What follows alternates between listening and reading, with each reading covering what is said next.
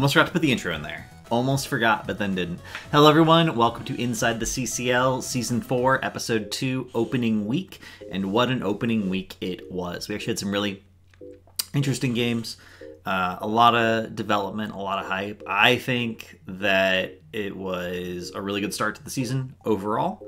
And I'm not just saying that because I am the coach of one of only 2 teams that have not yet dropped a map. Just that it was, very, very solid overall. And I believe I called it. I believe, with the exception of the game scores, I believe I called who would win each series from last week. So I said that Auction versus CM would be 3-1. It ended up being a 3-0. I said Diamond Hands would be a 3-1 or 3-2, so that one was actually correct. I said 30k. I said Storm had a chance because 30k hadn't been scrimming, but I did say that I thought the Edge would go to 30k, and 3-1. I think that's pretty fair. And then Wildheart did 3-0 Sim, and this was the least certain one because you just don't know how good the Korean team is, right? We don't have any experience with these players, so it's a little bit different. So I don't know. I thought it was a really good opening weekend.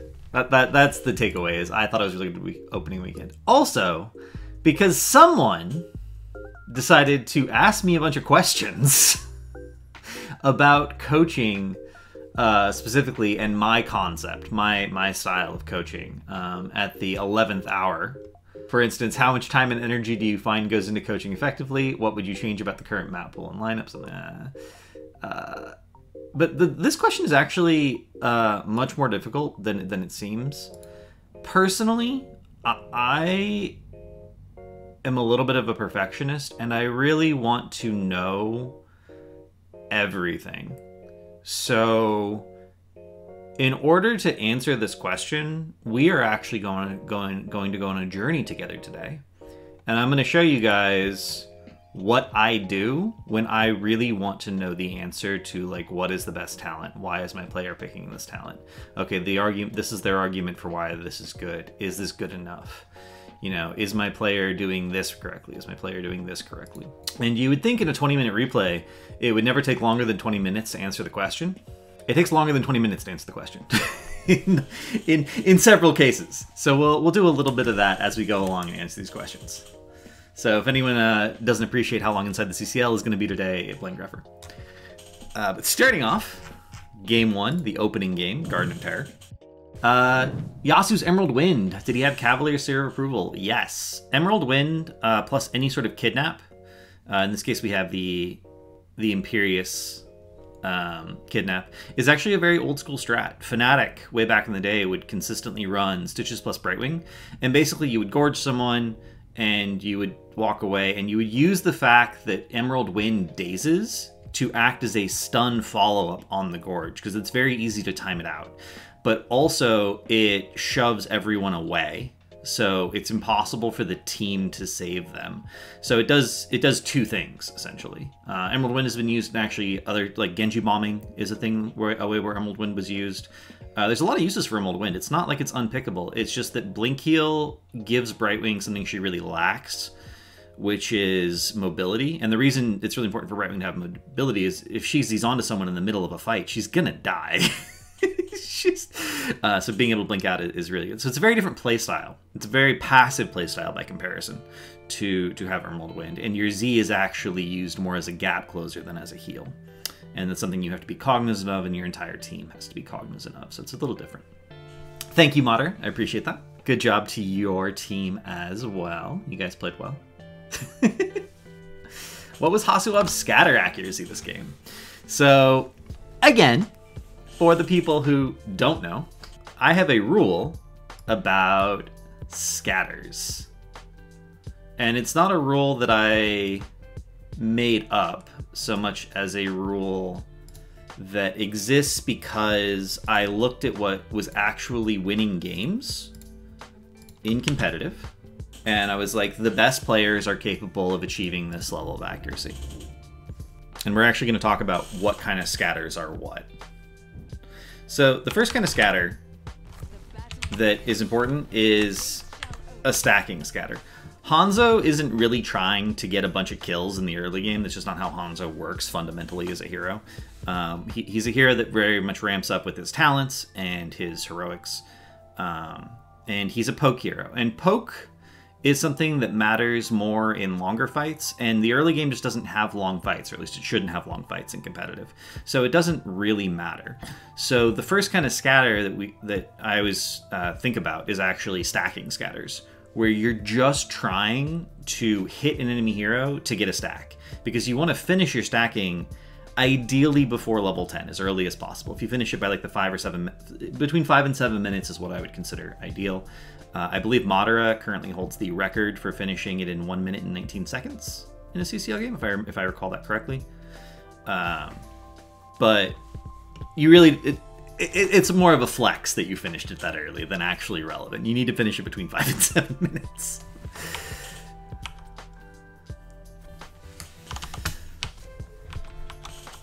So that's the first kind of scatter. The second kind of scatter is actually a scouting scatter. Again, you're not actually intending to hit anyone. So here, Haswabs is not sure. The enemy team isn't shown on the minimap. You don't know the rotation. Boom. Scouting scatter. Ideally, a scouting scatter will bounce and hit bushes. This is exactly similar to a Hogger Spin. In fact, a lot of things I know about Hanzo scatters are one of the reasons that my Hogger Spins are really, really good. You actually want to try to bounce it as far as possible, and you'd be surprised. Like on Infernal Shrines, there's an angle where you can bounce a scatter from bottom up through top, and not only will it check all like the nooks and crannies, it will also check every bush on that rotation. So you'd be surprised.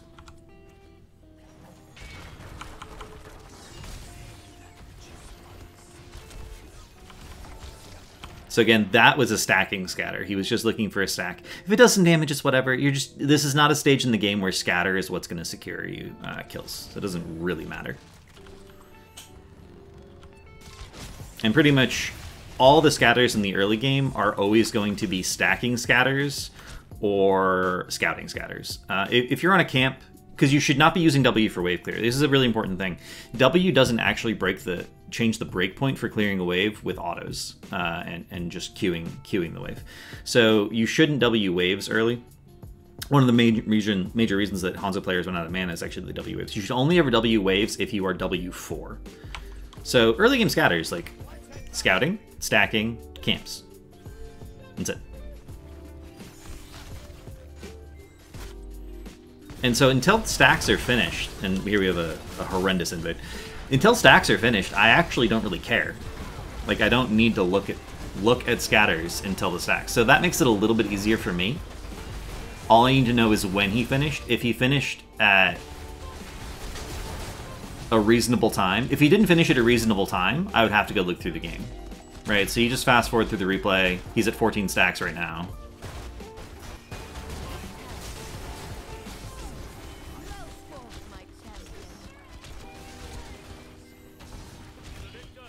Still at 14 stacks. This is, by the way, the reason that I don't really care if you finish it early, because like realistically, you shouldn't ever be finishing it super, super early. How do I define what a reasonable time is? 5 to 7 minutes of game time. We went over this, Cascon. Pay attention. And stacks are finished at 5:49, so between 5 and 7 minutes. We're good.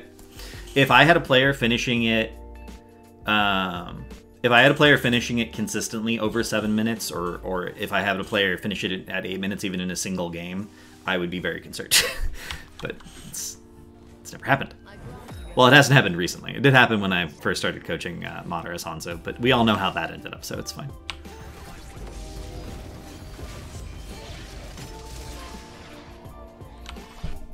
This, by the way, is a little bit of a miscommunication. So these are the first scatters that matter, shall we say.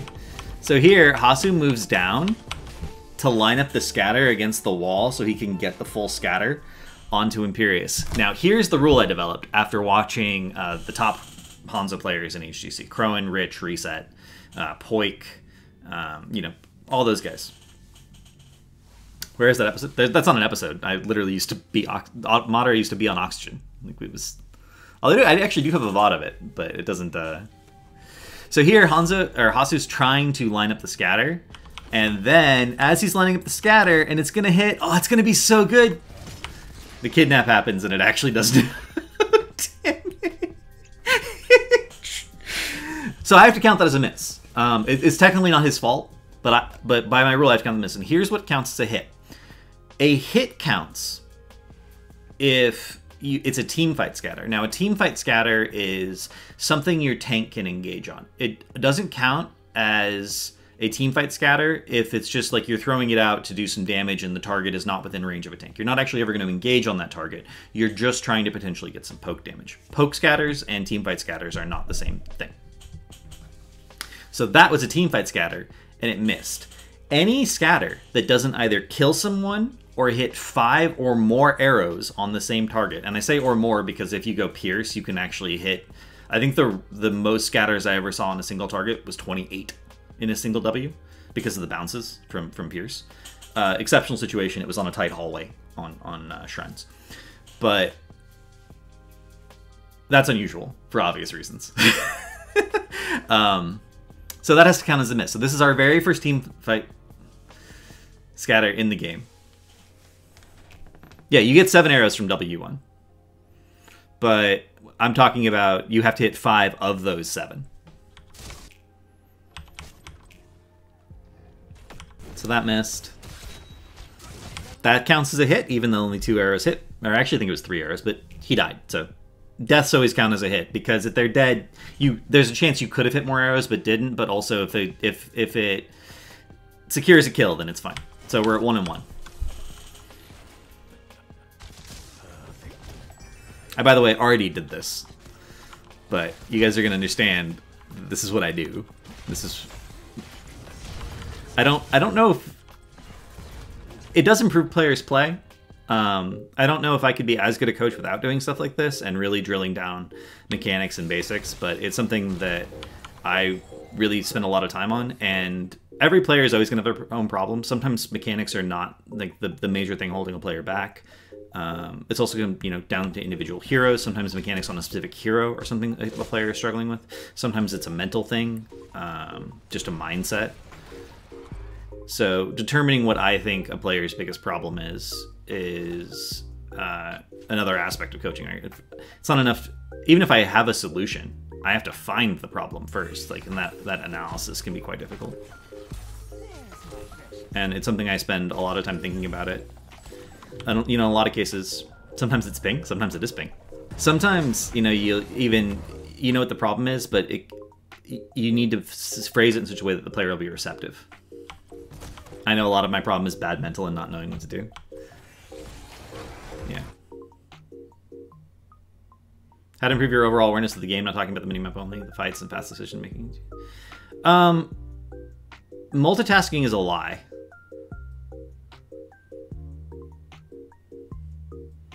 It is the basic answer. Seriously, multitasking is a lie.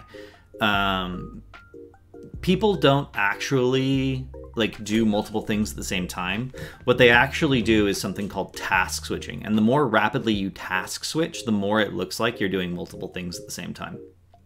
So the way you actually get good at paying attention to multiple things at the same time is you don't. You pay attention to one thing exclusively until paying attention to that thing becomes a habit that is ingrained and it becomes automatic, and then you pay attention to the next thing.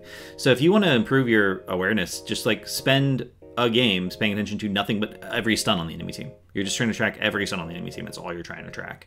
And then spend a game where you're paying attention to all the defensives on the enemy team, and that's all you're trying to track.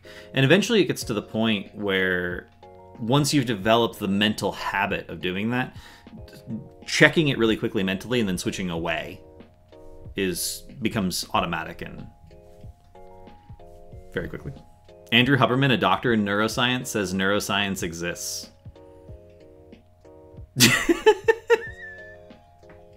Okay. I mean, task switching is a much better way of thinking about it. Because you get to a point where if you're switching between tasks mentally very, very quickly, that is technically multitasking, but it's also still... How do you improve that sort of skill? You work on it.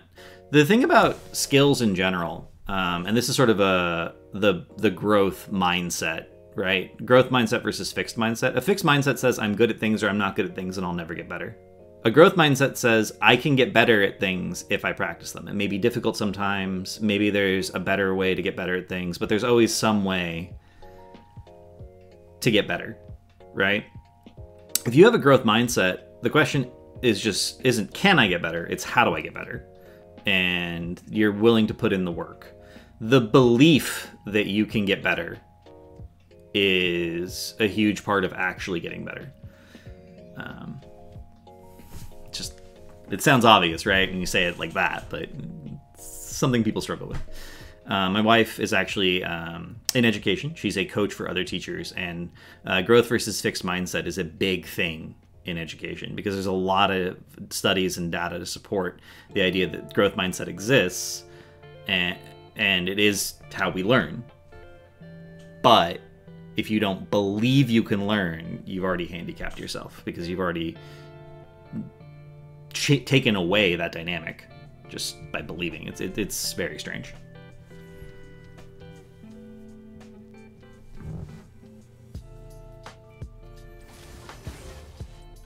Peeling Emerald Wind. Insane arrow incoming, by the way. Like, literally as soon as Hasu spawns, there's the arrow. Boom.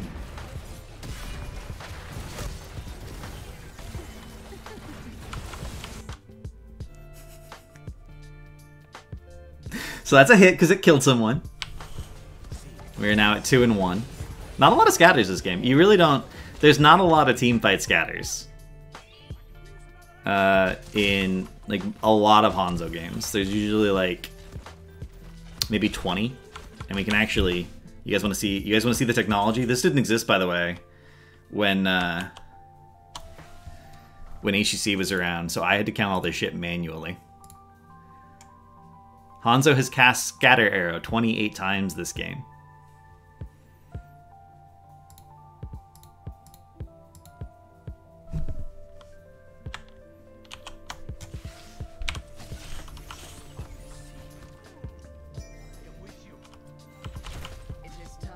Shout out to Spazzo for making my life much, much easier.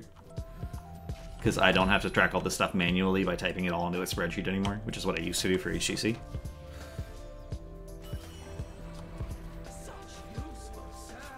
So far, it is a live tracker from, well, live tracker in the sense that it's tracking what's happening in the replay.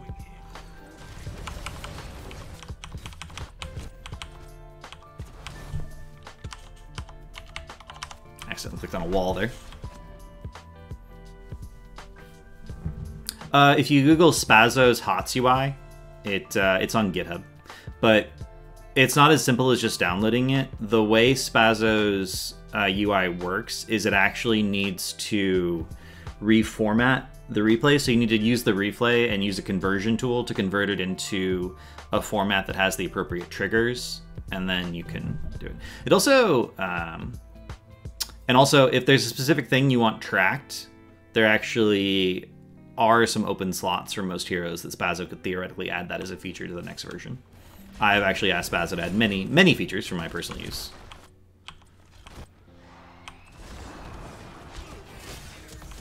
So all of these, Muradin's top, right? All of these are just poking scatters. I don't need to count them.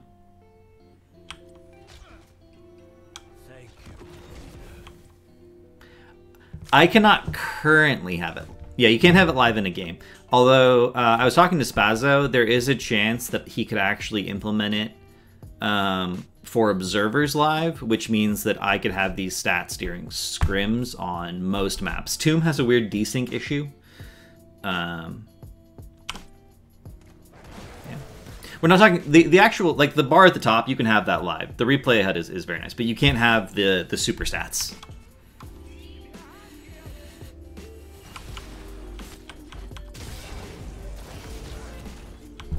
You guys distracted me.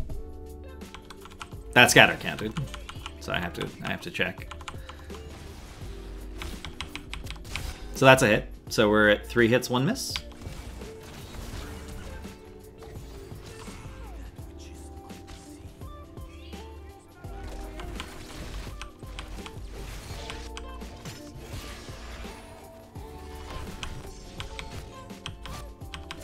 So this is an interesting debate. That's a miss.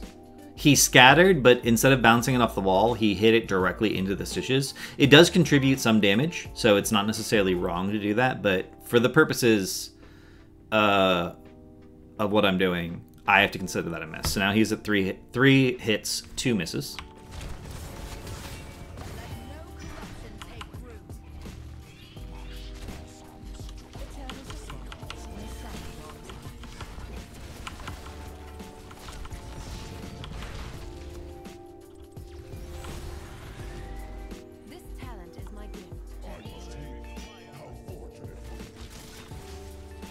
And the thing one of the things you try to look at when you're talking about Hanzo play specifically is, are they missing, or are they, when they're missing or they're hitting, are they missing because they're scattering off the wrong wall?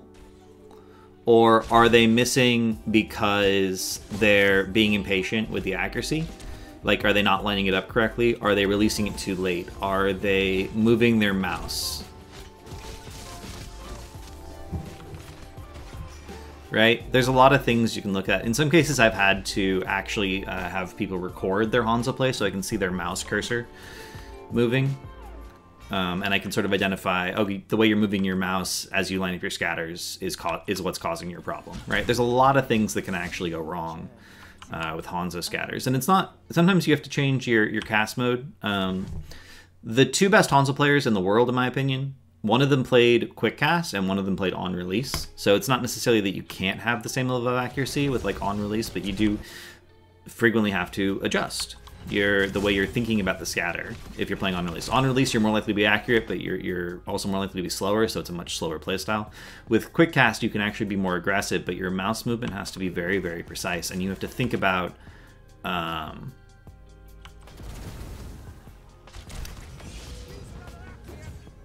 you have to think about things a little bit differently.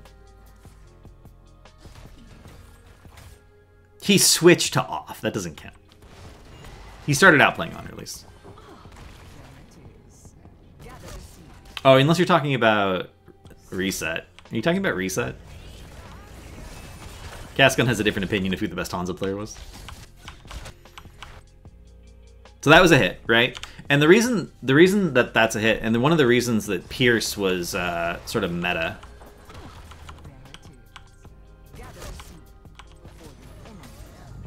was Pierce allows you to, that same mistake we saw earlier is no longer a mistake. Pierce just allows you to scatter through a target and then bounce off the wall. So this is a hit. So now we're at what, 4 and 2?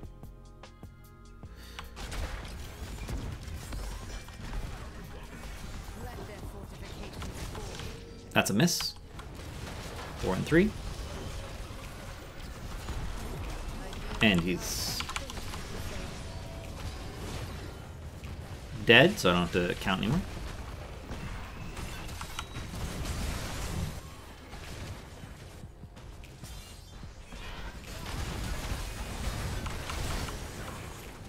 I wonder if you could have arrowed from base there, actually. Probably not. It's not cheating, it's rewriting the test.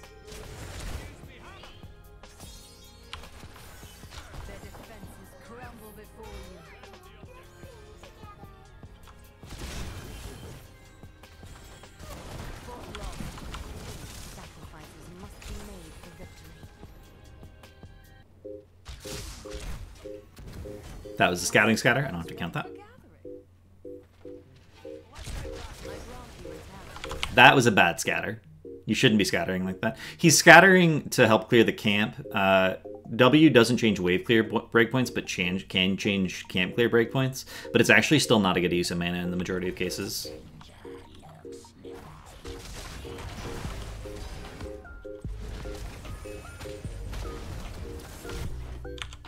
Wait, was that on cooldown? Also, it's now on cooldown. Okay, it's gonna go. It's gonna go. There was a team fight scatter there. Oh no, he did a scouting scatter right before. So he's gonna get an auto. If he gets an auto, he gets a reset. Okay. Does he scatter off the back? Yes, he does. Oh, that's only 3. The Cascon is a miss. 4 and 4. Oh, he died though. He didn't die from the scatter. I guess it's 5 and 2. No, 5 and 3. It's still 5 and 3. Chat's gonna keep me honest with my count, right? There's a miss coming up here.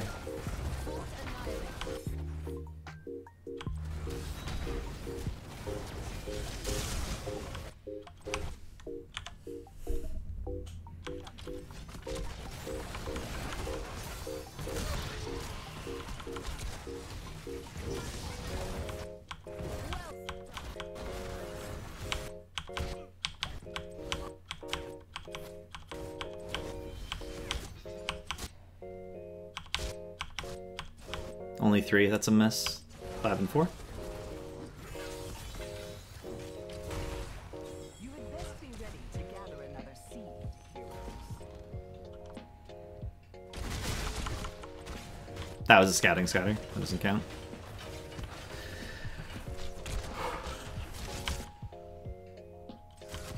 Again, scouting scatter. Both of the tanks are over here, right? They're on the bottom side. This is not a teamfight scatter because there's no reasonable expectation that you're actually expecting to secure a kill. You don't think you're going to secure a kill without CC. Like, it's really important to make that distinction in the way you're scattering.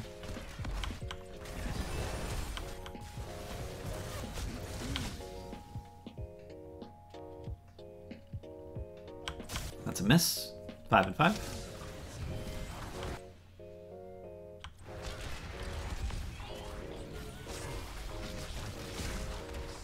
Oh, was that a miss? Wait.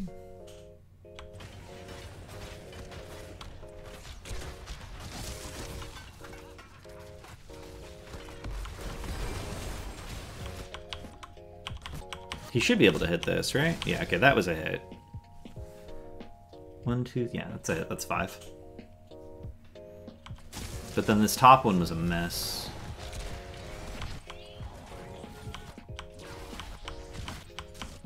He scatters through him, but then he only hits him on the initial. It doesn't hit him on the backswing.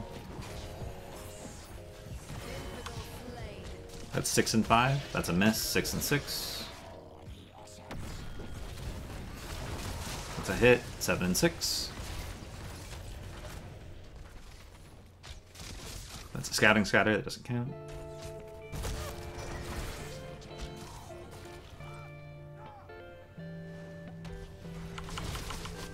Scouting scatter.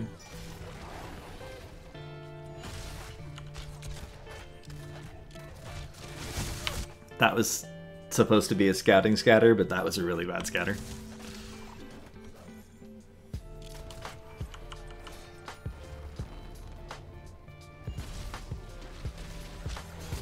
That's a hit. 8 and 6.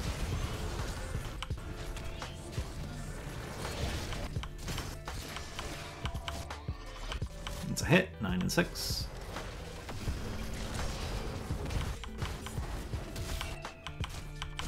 That's a hit. 10 and 6.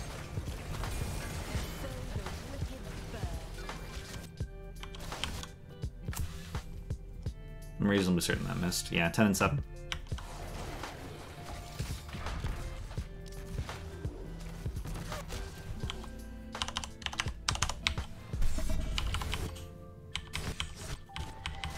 This is a mega hit, by the way. 11 and 7. I want to emphasize how good that hit was.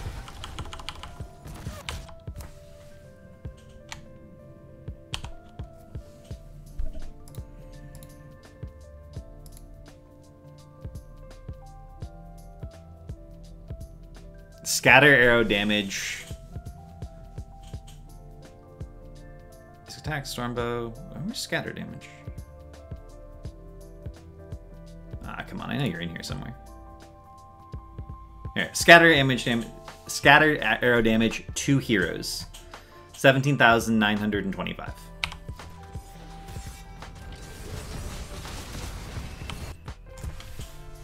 That scatter did over 3k damage. This is one scatter.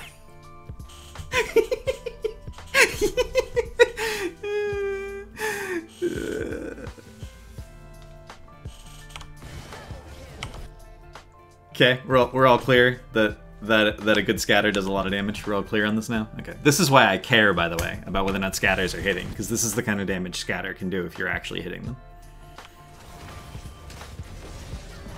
Were we 11-7? Sadly, I don't give bonus points for insane, for extra insane scatters. That's a miss. 11-8.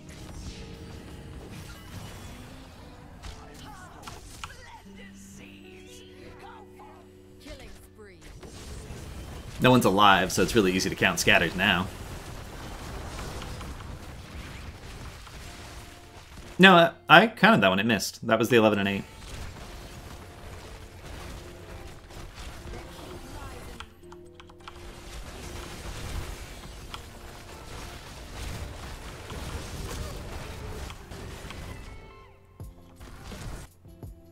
There were two after. Oh, did I miss? Did I really miss one? Did it hit or not? Because if I missed one, he's either 12-8 or 11-9. Yes, that one scatter did more. You think it missed? Okay, so he's 11-9. So that's 20 team fight scatters, and that's a pretty good ratio, by the way. It's not you can't know this without looking at a bunch of games. Okay, 11-9 then. You can't notice that looking at a bunch of games, but like 71 scatter arrow casts total this game, 20 of them were team fight scatters. That's a pretty good ratio. Generally about a quarter to a third of your scatters in a given Hanzo game should actually be full-on team fight scatters. The rest should be scouting, stacking, or camps. And that's it. Some of them, if you have W4, you will also be casting scatter on waves, which can up your scatter time per game quite a bit. Right, so this is sort of the level of stats that I tried to go into when I was coaching HCC, and I did this a lot. This is one of the things that I was doing when I would watch HCC replays pretty much for all of 2017, is I would try to find ways of measuring performance on a hero objectively, ideally that correlated with wins. So the higher your scatter accuracy, the more likely you were to win on Hanzo. The best win rate Hanzos in HGC had the highest scatter accuracy. Even if you did everything else on the hero correctly, you would not have a higher. Those people didn't have as high a win rate. So and the ultimate example of this is Rich and Reset. Rich and Reset both played Hanzo for Gen G, depending on what draft they was. And Reset, I would argue, did everything better on Hanzo. He had better. He did Q tricks better. He did arrows better out of vision. He had more cognizance of where he could position safely to use his jump. Like literally every other aspect of the hero, he was better at. But Rich had better scatter accuracy, and Rich did more damage, and Rich got more kills, and Rich won more games. Like in that case, it's almost a one-to-one comparison. It's the same team. It's the same tank player. It's the same support. It's the same offlane. Like that's as little variation as I can get as far as HOTS goes. So this is why I came to this conclusion that W accuracy is generally the best indicator of how well you're going to perform in Hanzo. Is there a reason for Pierce over Giant Slayer's game? I assume you were Imp Kidnappus. I actually think there should have been Giant Slayer. But Hasu has played a Hanzo for over 4 years now. And for the majority of that time, Giant Slayer was actually worse than Pierce. So he has far more hours of practice playing Pierce. And there's an argument for comfort there. I'm not sure if every hero has such an ability as game defining for your hero. Well, I invented metrics for each individual hero based on the stats that I found. For instance, my metric for Jaina is I did an analysis of the scoreboard results for all high MMR Jaina games back in the day. And there was a rule of thumb that if your siege damage was at least twice as high as your hero damage in high MMR like ladder games on Jaina, you would tend to win more games. For the competitive, that rule was 3-1. If I see a 16k hero damage on a Jaina in a winning game, I would expect her siege damage from a competitive game to be at least 48k, if not higher. And I'm not pulling that example out of random thin air. That is the actual stat line from a Fnatic game where they played Jaina.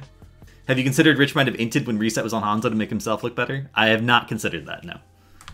primarily because everyone respected Reset and no one would give a shit about that. Reset was legitimately one of the most respected players of all time. You know, publicly, a lot of people were like, oh, Rich is clearly the greatest HOTS player of all time. In the competitive scene, for people who played against him, a good portion, and I would say maybe even the majority of people, thought Reset was the better player overall. Like, people respected Rich, people were afraid of Reset, and it's very different.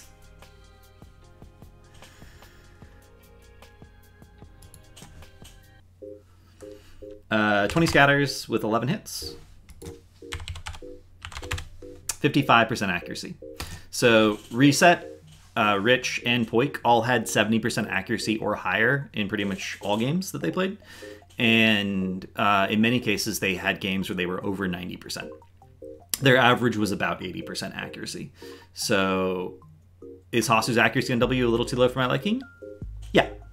And that's something we're going to work on. And you guys can see an accurate scatter can do massive burst. Like an accurate scatter, like 3K is good. I've seen scatters do 9K damage. How would you work on that? Well, first you bring it, first you bring it to their attention, right? If anyone, a lot of people would be like, oh, this is good enough. And even Crowan, who was very good at Hanzo. Crowan was arguably the best Hanzo in North America by far, and it was not.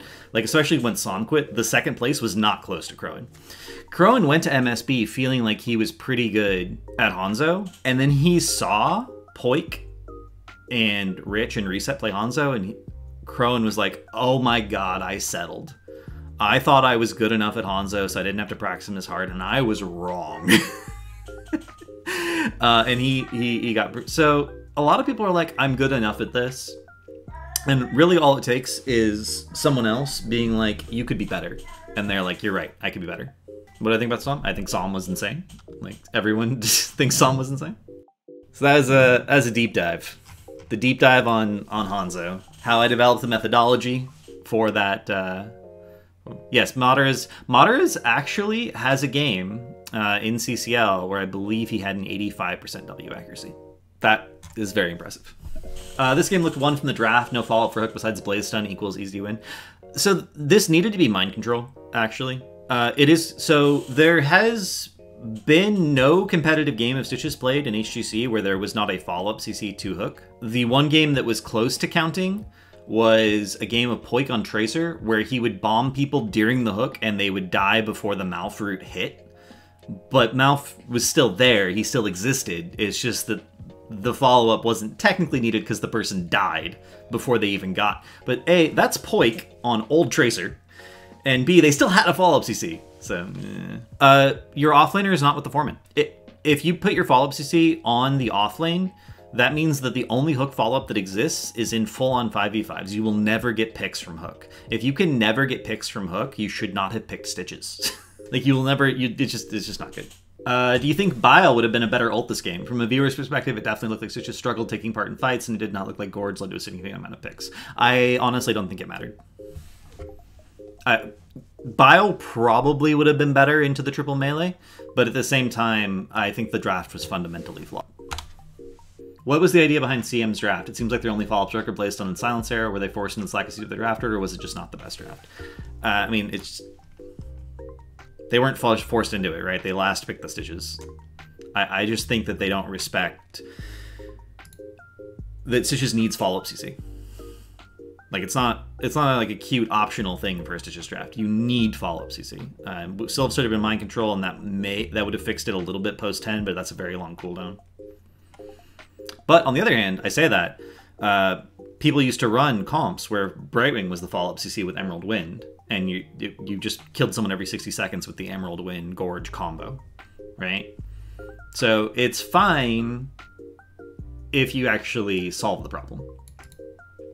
Would KT have been better than Silver Greymane here? I mean, KT would have been better than the Greymane because they picked them together. Because it would have fixed the issue, right? I'm not saying they would have won, I'm just saying that on a fundamental level, the draft would have been better. Although Kael'thas is not very good at doing camps. They have Rhaegar, though. And that is all the questions from Game 1, I believe, unless I missed one. Why didn't you pick Leoric in the 1-2? See, I'm third bandit, so you can't take it now. /S.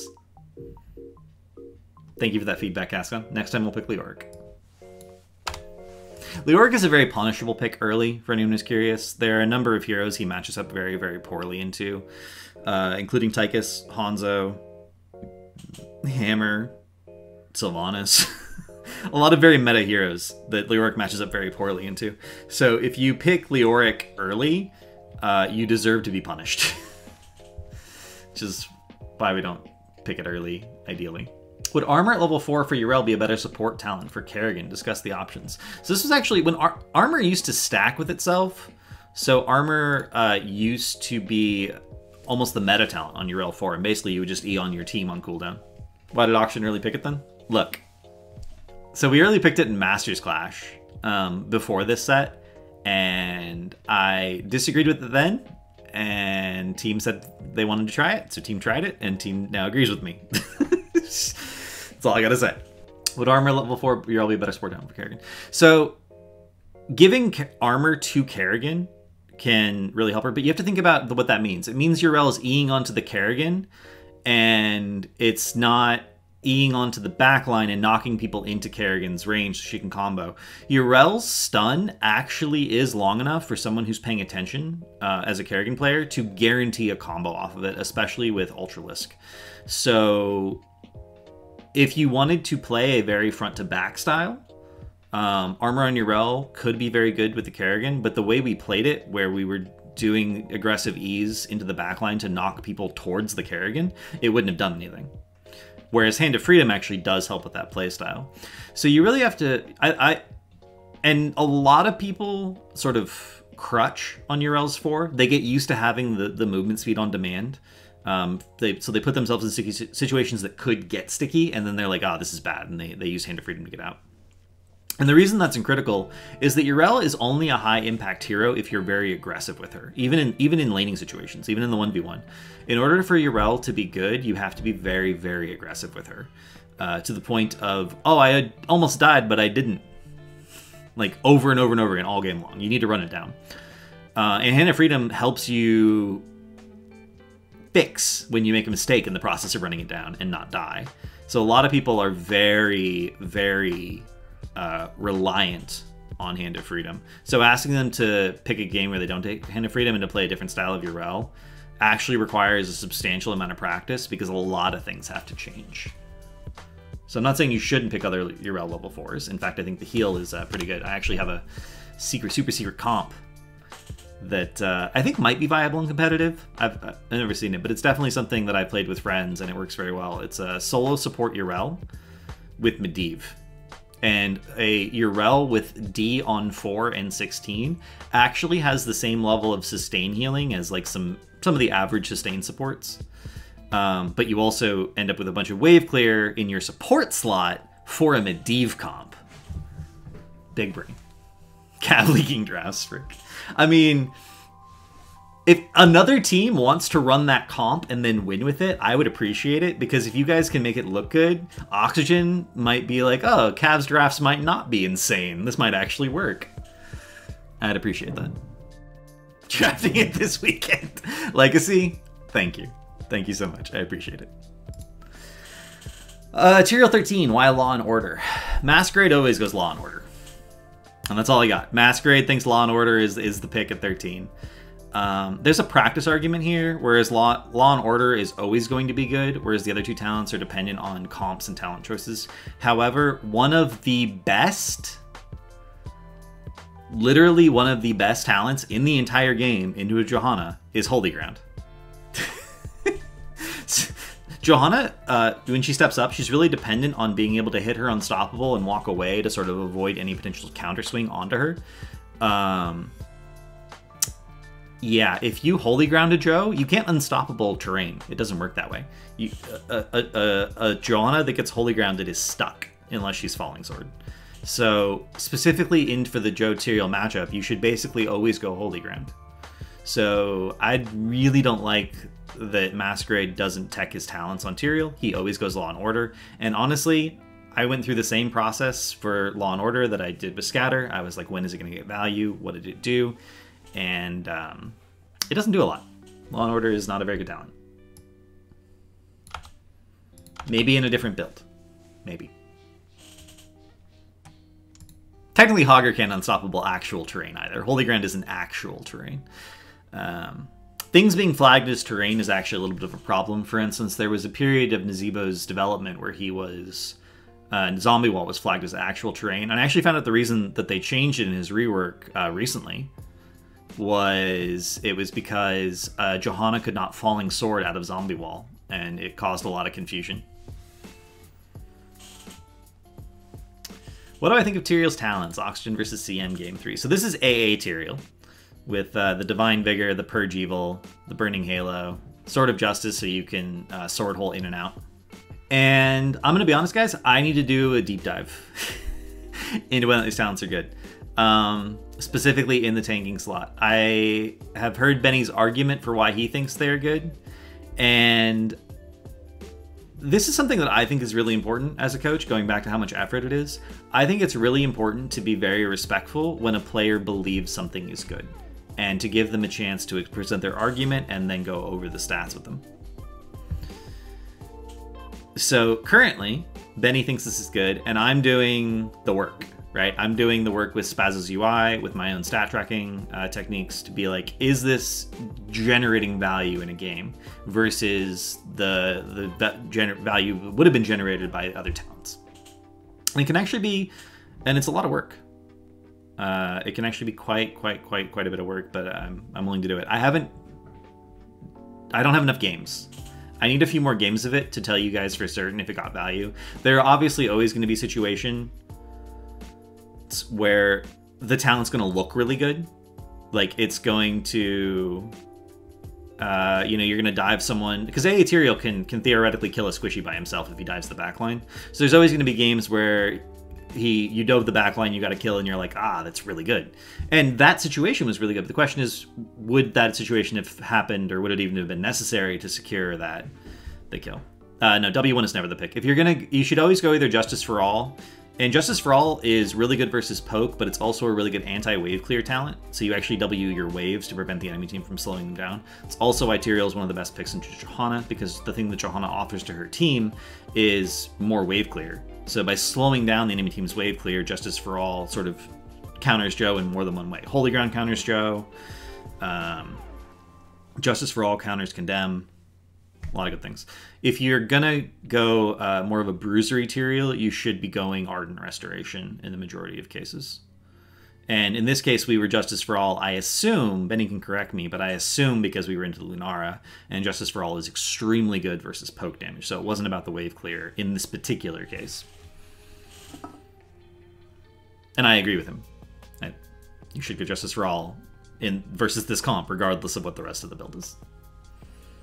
So I will have a better answer for you guys, because a lot of people you asked about the Tyrael talent choices. I will have a better answer for you guys in a couple weeks when I have more games to analyze, and I've really put in the time, because I don't ever want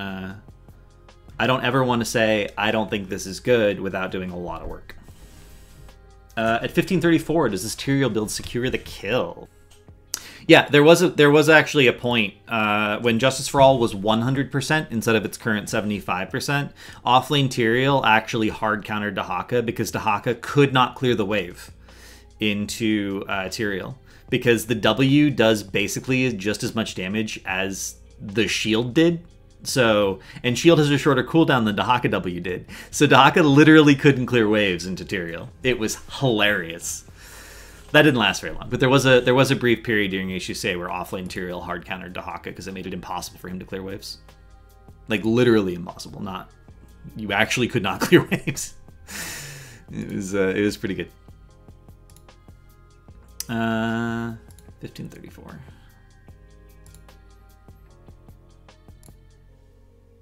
It's actually honestly still not bad. It's just not like completely one-sided as it was when it was 100%, which is honestly probably a good thing. Like, I don't think there should be matchups that are that stompy. So the answer, Cascon, is yes.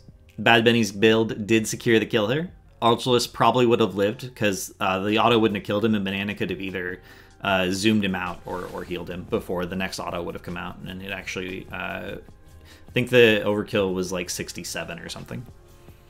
And the build itself added a couple hundred damage. The question that I have to answer, by the way, in looking at these aggressive builds is, would Reciprocate have done more damage here? Because Reciprocate, in addition to offering comparable bursts, just less sustained damage, Reciprocate also offers wave clear, but Reciprocate's not necessarily guaranteed to go off, because you have to either time it out and go in when W is about to expire, or you have to have a reasonable expectation that the enemy team is going to immediately focus you and pop the shield so you can get the damage. So it's not just... I have to ask two questions, right? I have to ask, would Reciprocate do more result in more kills, even if Reciprocate on average did less damage?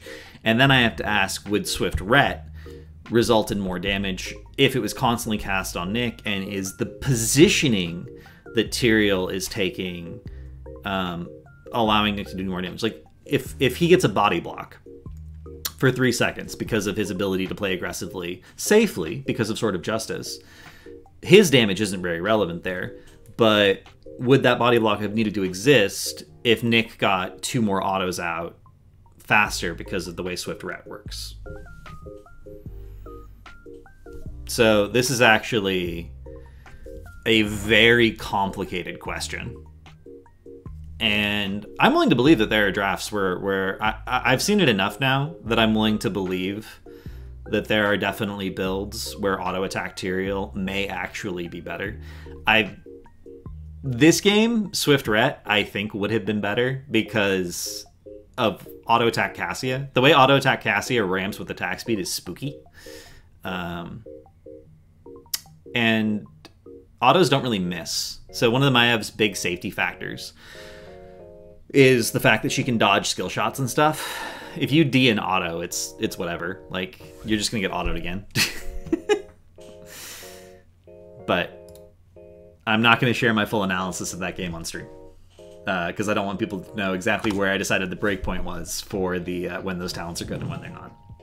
Muradin talents. What do you think of Muradin's talents? I mean, 13 was played during HTC, but not now. So basically, if you're gonna go Thunder, if you're not gonna go Bronzebeard Rage at 13, if you're gonna go either of the other talents, you absolutely must take Thunderburn. I am shocked that Thunderburn was taken this game, considering that, you know, Cassie is a talent you pick at 1, highly telegraphed. Cassie is a very short-range hero, fixed a little bit with Gloves of Alacrity, right? But Muradin's going to be able to jump on you and attack speed slow you. I am really surprised that attack speed slow was not the play, in Masquerade's opinion, into an auto attack Cassia. And an auto attack Tyrael. Like, you see the 4. You're not going to be able to get to Hanzo, that's whatever. Like, Hanzo can position far enough back that you can't even dwarf jump on it until you have a dwarf launch. But I strongly disagree with this. But if you're going to go healing static, you do need to go Thunderburn. And since Bronzebeard's nerf, there are situations where you can see his self-healing was actually quite high this game, 33. This does count anytime his trait proc as well. But his self-healing was actually really quite high this game from the healing static into essentially triple melee. Cassia, until 13, is a melee. Yeah, the problem is giving up Reverb. Reverb is a better talent than Thunderburn. So in order to take this, you have to give up Reverb. And Bronzebeard Rage, in addition to being usually 80 to 90% of the healing of healing static, assuming you take Thunderburn, or Bronzebeard Rage also does damage. So it's... No. I actually don't know if there is a single game. There's a theoretical... something theoretical could happen where you're playing purely for picks, and in that case, the talent that increases the damage of W with the double W at 4 would actually be the pick. You can also work kind of into Abathur comps because there's just less average bodies, but you really are 100% dependent on 100ing to 0 someone very quickly for that tech to work. And obviously that can't happen this game because we have Sanctification, we have Pull, we have Bunker. So I didn't like it. Is Skullcracker the pick? Skullcracker gives you a way to stop Cassia from moving. If Cassia stops moving, she loses all her armor. So the Skullcracker pick I actually agree with. Also, Skullcracker, you can auto twice, and then start looking at the Tyrael, and if you think the Tyrael is going to cast Sanct, you can then auto him again to interrupt the Sanct. It's a little bit technical to do, but it can be very good. It's also very good into heroes that have channels, like Urel. The slow on landing just slows. Cassie doesn't care about slows, is what it comes down to. Cassie does not care about slows. I mean, Lunara was getting bullied. I'm actually surprised that this was Let Them Wither, though. So the way Cassie's armor works is it doesn't actually decay all at once. Let me bring up the wiki. So you gain 1 stack of avoidance every 0.0625 seconds, which is a server tick. It increases Cassie's armor by 0.625. While stationary, Cassie loses 6 stacks every 0.0625 seconds, which is again a server tick. So a quarter-second stun, which is what Skullcracker is. That's 0.25 divided by 0.0625. She will lose 4 stacks of her armor, which is... Oh, no. She'll lose 24 stacks of her armor. So 24 stacks of the buff is most of it. You have 6 stacks of the armor left. So it doesn't drop avoidance completely, but it does drop a significant portion of the avoidance.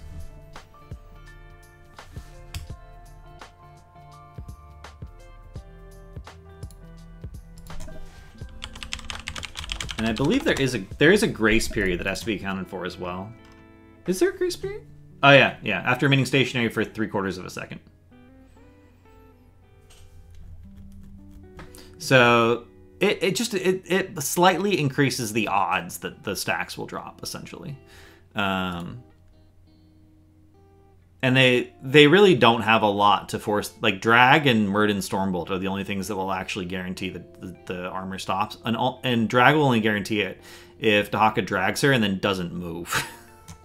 Because if you're moving, it counts. Like if your hitbox is moving anywhere, regardless of whether or not it's forced movement or not. So it is slightly more, and it did actually drop her armor a couple times this game. So it did work out. Wasn't enough to win, but it did help. What is the trick for Yasu to always root Lucio? Yasu is really good at Lucio, is what it comes down to. When you're really good at a hero, you understand what people who play that hero are thinking, and you can anticipate what they're going to try to do. So it's not like Yasu was just shooting root at Lucio and it was hitting. It was shooting a root at where Lucio was going to be based on what he would do in that situation. Reading the opponent. Very cool thing. There's a lot of examples of that in competitive play. Like, offlane matchups are one that's particularly interesting because when you have someone who's really good at an offlaner, but they're playing against it, they can frequently win a losing matchup just by baiting the opponent into doing things that are wrong. Like, it's not enough to know how a matchup should play out, you have to actually execute it, and if you can get baited into executing it poorly, you will lose the matchup. 18 minutes. If Tyrael Swift Retribution, would Mura have died?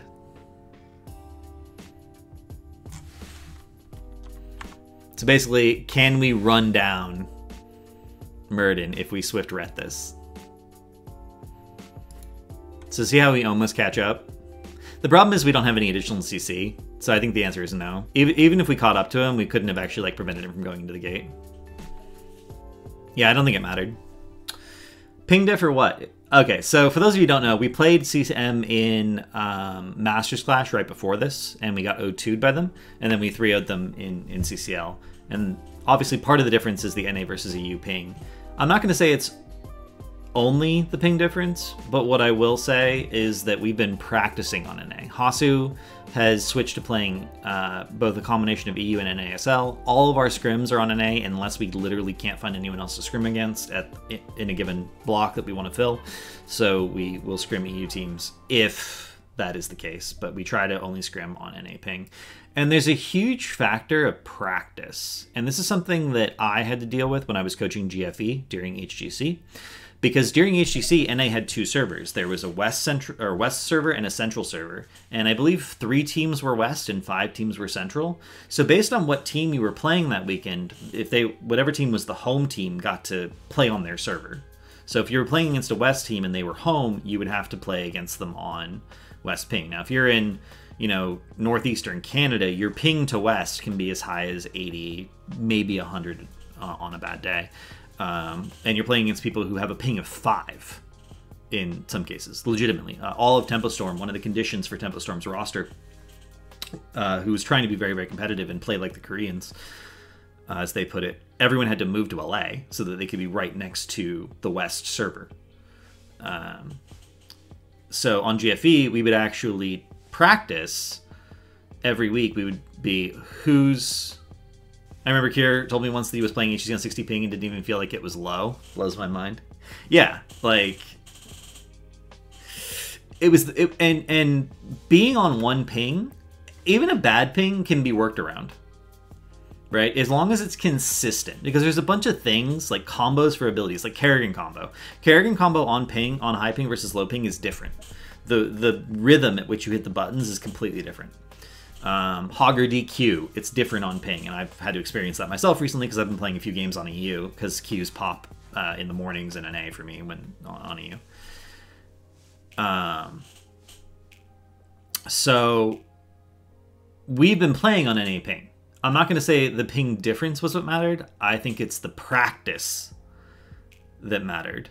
I think we were worse on EU because we've been playing on NA ping, and we were better on NA because we've been playing on NA ping. I also think our drafts were better, to be fair, on the CCL side. But we also had, we just played games against them. We sort of had some new ideas kicking around. And this is a general rule that you can follow in pretty much any competitive context. Try to make your practice environment match your performance environment as closely as possible. Rate the mean. Sign the top team EU for CCL. Beat Oxygen 2-0 in another tournament. Lose 0-3 to Oxygen and CCL the same day. That's a good meme. That's a solid 6.5 out of 10. A lot of respect to 30K for their meme game. This meme brought to you courtesy of Rob Paris. I appreciate it. Moving on.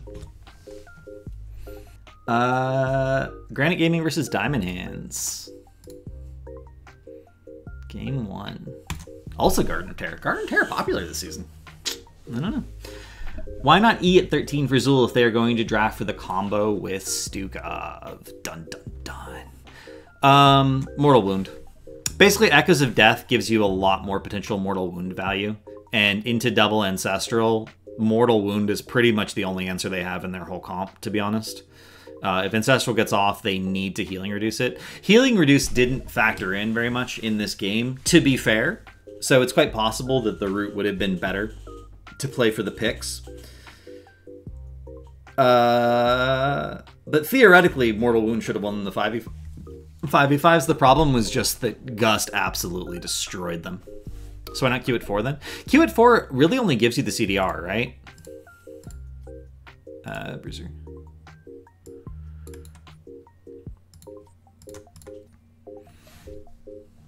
It's 2 seconds of CDR. Whereas Jailers is a lot more damage than people think it is. It's quite a lot of damage, actually. With the increased attack speed and the fact that you guaranteed spawn 2 of them.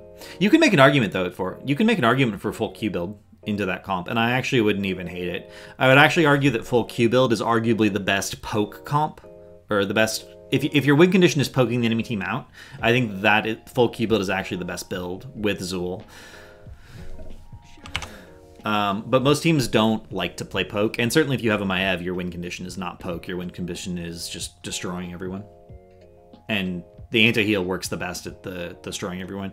But the Q really needs to be timed for when the kill is about to happen.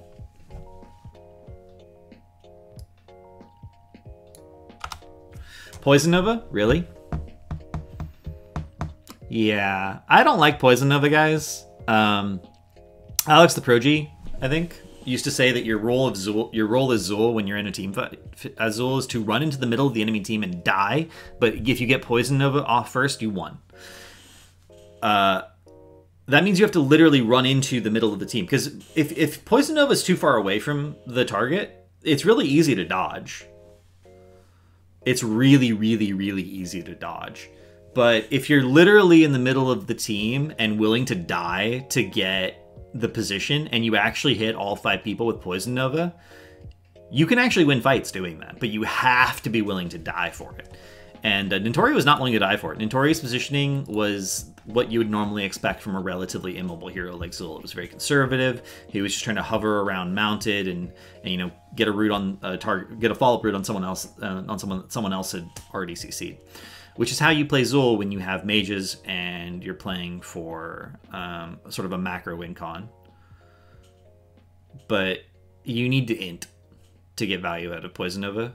And if you're not willing to int or not able to int, Skeletons is generally better. The slow from the Skeletons actually would not have been useless here either. And it also gives vision.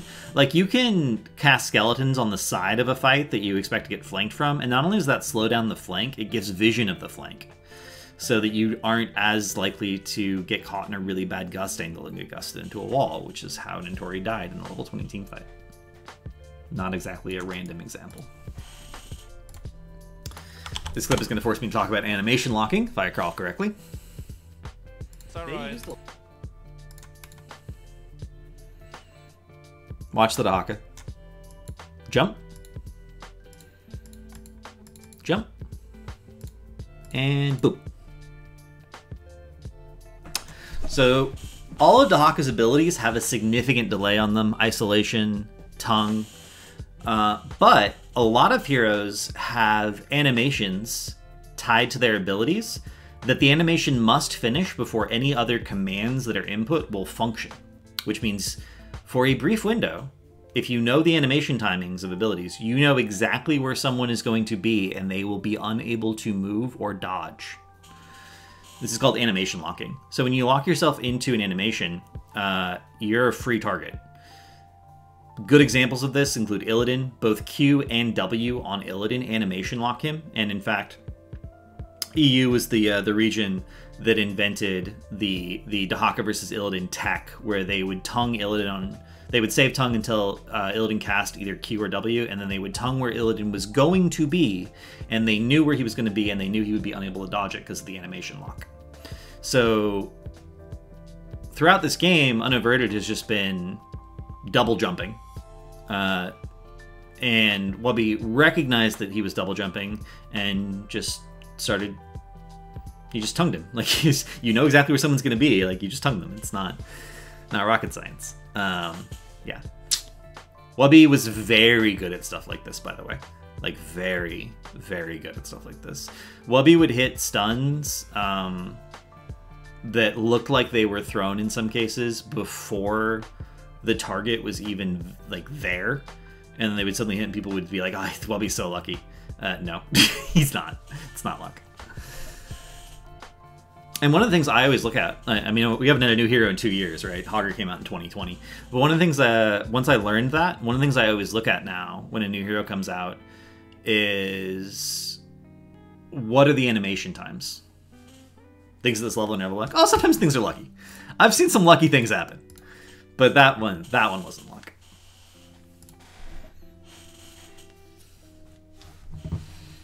I think I have a clip somewhere of Rich throwing an arrow expecting it to hit like a team fight, and instead it hit someone who was in a bush next to him, and then Rich just killed that person with a scatter. Like, that was luck.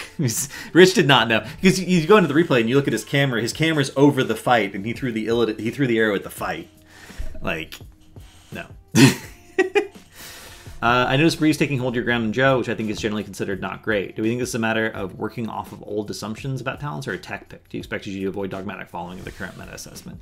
Well, it's kind of a weird question, right? Because in a lot of cases, like, I believe Poik on stream was asking Azerite what his build should be. According to my translators, I don't speak Swedish.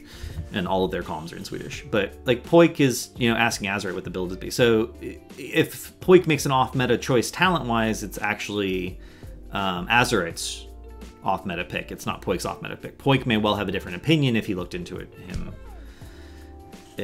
himself. Hold Your Ground on Joe is or was considered to some degree a meta talent at one point. The problem is it wasn't competing with Subdue at the time. And I think Subdue, especially into multiple melee like we have here with the Maiev, the Muradin, and the Azul, is kind of necessary. I think if you take Hold Your Ground, it's because you're worried about your own personal survivability. You're worried that you're going to die and be the main target. Although you got to question, if that is the case, why are you not indestructible? So I think this is just them picking what they think is good. But I think that should have been Subdue. Do you think it's best to keep Tank as last pick in this case? The enemy didn't show any ranged assassin yet. So the question is basically, do you think, you know, with Chromie, Urel showing, I think a Nubrak is fine into Chromie. A Nubrak's actually one of the best tanks into Chromie. You can counter him, you know, with another attacker, but I think this is fine. Oh, you're talking about the Garrosh? We're clearly talking about the Garrosh pick. I'm brain dead. So the Garrosh pick, I mean, you see Hogger, Anubarak, Brightwing, Joe's Band. You kind of want your tank to have an Unstoppable into that. And if you're going to pick Stukov doesn't have an Unstoppable. Like, he doesn't have a Cleanse, right? So if you're going to pick Stukov, you may be forced to pick Garrosh anyway. It depends on how counterable you think Maiev is as well. If you think Maiev is very counterable by their last two picks, you may hold the Maiev pick.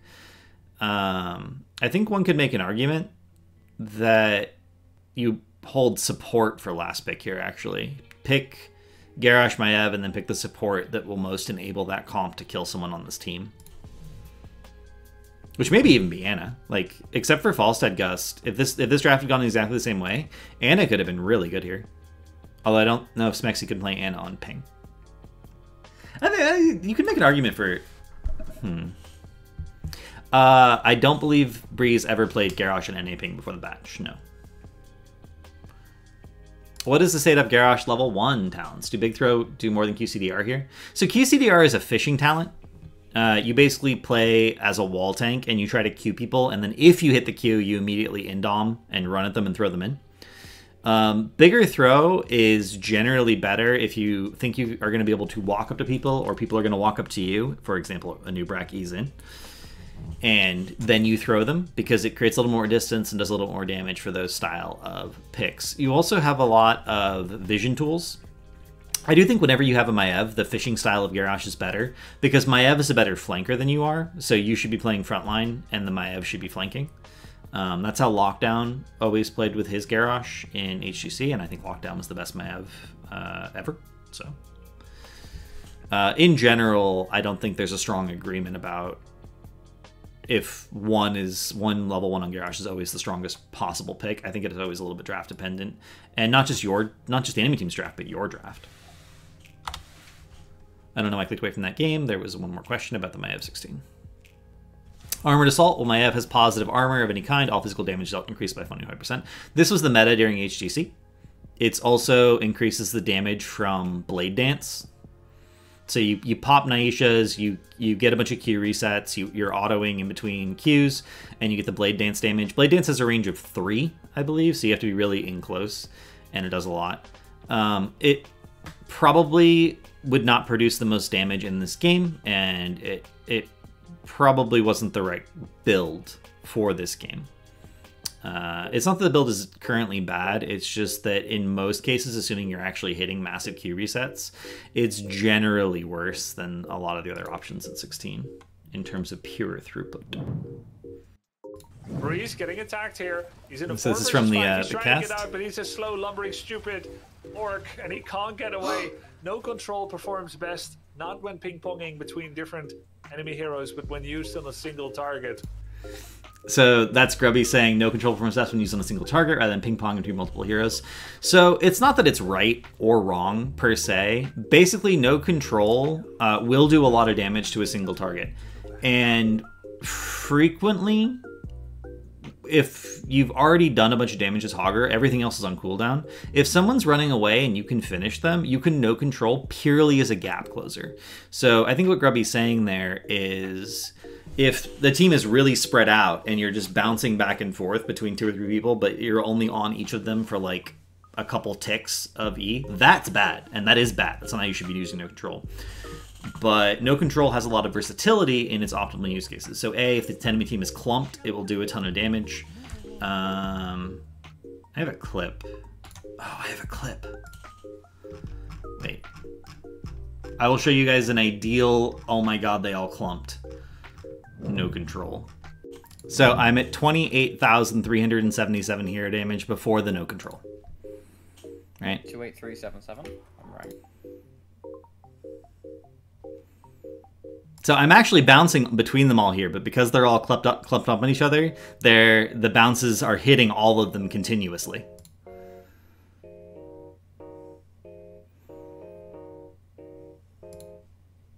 $40. So again, 28,000 damage, 40,000 damage. That is the best use of no control. Is full rage hogger onto a bunch of people that are clumped and forced to stay clumped. You can even no control is even an acceptable follow-up to like wombos. Like if you have like a Zarya gravity lapse or something, and you actually get 5 people in the gravity lapse, no control, a full rage hogger, no controls on that, they will die. They're just dead. But in this particular case, what Grubby's talking about is the fact that the no control was used as a gap closer, and it just sort of, because no one else was around, even though it was decaying over time, you're not going to get as many seconds of spin out of no control. Every single one of those seconds is going to be on one target, so it allows you to focus that target and kill them. And that's a big difference.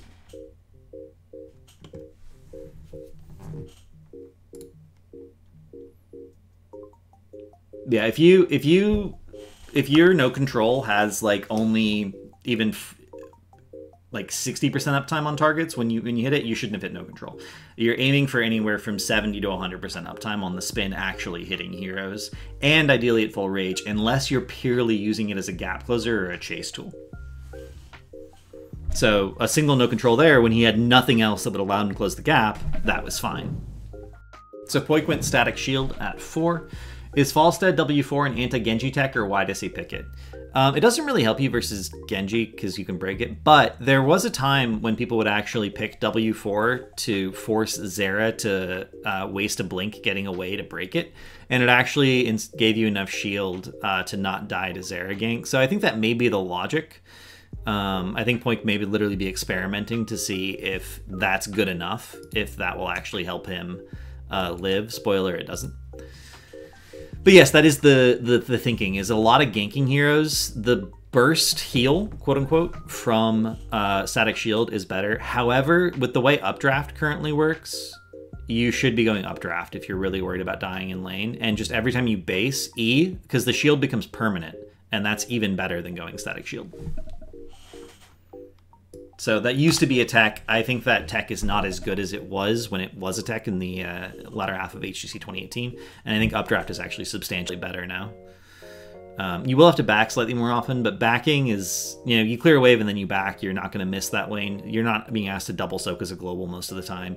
And if a fight breaks out, you can always fly. In terms of experimenting, why not experiment with AA build Falstead? Again, Poik asked Azurite for the builds. If you have any problems with the Falstead build, so XP globes may have inadvertently made updraft more viable. I mean, yeah. Also the fact that, updraft was buffed, but sure. Poik was eating ice cream all throughout the game. Do you think the result of the game changes if Poik is not eating the ice cream? Does your answer change if Poik says this ice cream is really good, actually? So, an enormous number of HOTS players eat food between games, and in some cases during games when they're like dead. And the only time it ever had an impact in a game that I'm aware of is when someone muted their mic so their team couldn't hear them chewing, and then didn't unmute the mic, and then the team lost because the team wasn't hearing any calls that were being made, is what it came down to. I'm not gonna say who that was, but it was an HGC player. Happened a while ago. And honestly, I think people play better when they're relaxed. So if like eating ice cream, especially good ice cream, makes you happy, it makes you relaxed, you're like nom nom nom nom nom nom nom nom nom. I think if anything, that could only improve your performance, and ice cream should be considered a performance-enhancing drug in some cases. Diablo 4 build. Diablo 4 build. Game 4 Diablo build. Q was the meta build. As long as you can hit stuns, the only thing that is a little bit weird is Diabolical Momentum. I don't think Diabolical Momentum is good with anything but AA build, so I think they should have been Malevolence. But if you're assuming you're hitting your wall stuns, like Q build still does a substantial amount of damage. You're very likely to get counter engaged on and die from the armor. Maybe, Roach. Maybe. So, I mean, it's Towers of Doom. Breeze is literally famous for getting cool angles on wall stuns on Towers of Doom. I think it's totally fine into the comp that they're up against. I just think that the 7 should have been Malevolence. Obviously, W build is always going to be safer because W allows you to do things without queuing people. How well do you think Azerite will do this season? With Azerite playing Poik's old role, he can help teach him the heroes while Wubby will help him learn macro. I think he might start looking like more than just an SL warrior. The question asker's phrasing, not mine. It's an interesting problem because there's always this dynamic where the things that matter in competitive are not necessarily the same things that matter on ladder. Having good mechanics, like being able to predict what the enemy team is going to do, hitting your skill shots, like that's all really important. But in competitive, comms are really important, efficiency is really important, combos with your team are really important, playing together and thinking about, okay, I'm going to do this because that hero is going to do that. It's never just about what you're going to do. They're very, very different. Azerite, in competitive so far, has been a fairly average player. He's been in a couple seasons of CCL. His performance has been pretty consistently average, even on heroes that he's known for, because fundamentally in competitive, heroes can be substantially different than they are in like a ladder environment. And he's currently on a team with 5 people arguably, who are legends about thinking at the game at a higher level. And exactly could help him with the things he doesn't know about competitive, right? If he listens to them, I don't see any reason that Azerite won't be an insane player by the end of the season. Like, it's not... We talked about learning earlier on the stream, right? People can learn things. That's how learning works. So there's no reason to think he can't learn to do this. It's just, will he listen? But I don't think anyone who plays HOTS could not listen to these guys, right? Like, every single one of them deserves so much respect that I don't think you're going to be like, oh, I'm not going to listen to them. That doesn't make any sense.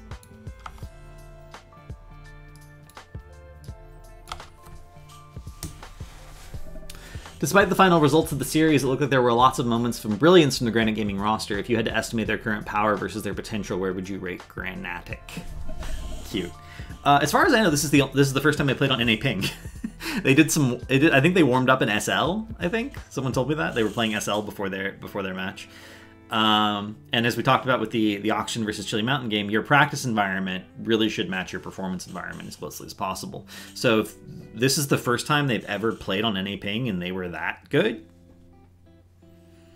like, the game takes practice. Like, even if you were good at the game, I think Justing actually said in his opinion it takes like 6 months to de-rust. They haven't been playing for 6 months yet, so... And they certainly have not been playing on NA Ping and adjusting to the higher ping. So it just depends on them. Granite, puts the time in, really scrims a lot. They'll be in good shape, but my understanding is that they aren't going to scrim very much. So I don't have a lot of confidence that they will ever be consistent this season. Even if they improve, I don't think that they'll be consistent.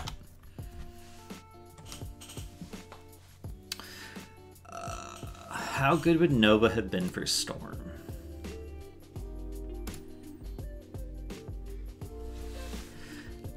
Rate how good Nova would have been for Storm. How would they have drafted to allow for Nova to be picked?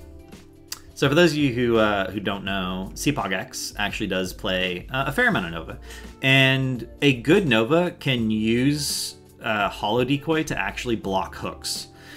There was a player back in 2017 who was actually very famous for blocking hooks with Wisp on Lunara. Her name was Faye. And there's actually a surprising number, like, there was Glogan was really good at blocking Gazla hooks with turrets.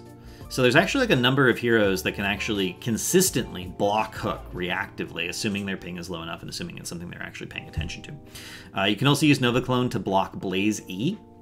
So there's 2 heroes here where Nova would have just completely messed them up.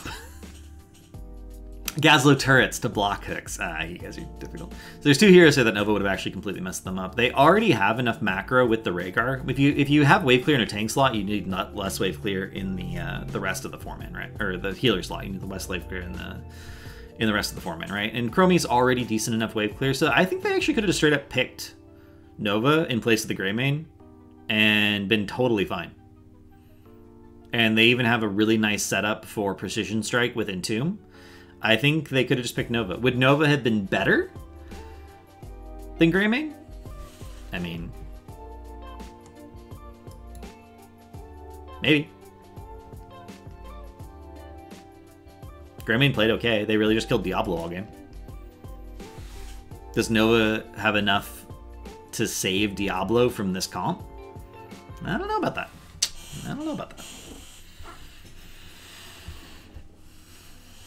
But I do think Nova would have been a very good pick, yes. Nova would have been a very interesting tech pick. I actually think Nova, and I've said for a while, I think Nova is slightly underplayed and competitive because she does have a surprising amount of utility. She's not an every game sort of hero, but she does do things that other heroes don't do. Actually, you could argue that because of the armor shred, maybe you go Greymane Nova. Might have been okay, actually. 30k gets an early Diablo or early kill on Diablo and still loses their first siege camp to an invade. Was it incorrect to have Liam soaking pushing top here, or is the siege damage on top fall more than siege camp? So I love this question because it shows a fundamental misunderstanding of how the game works that is really important to understand. So we'll back up until the Diablo kill happens.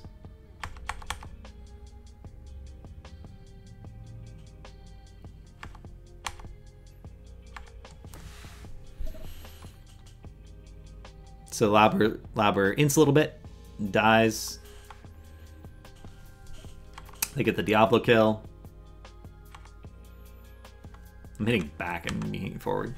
They use the kill to secure bottom camp.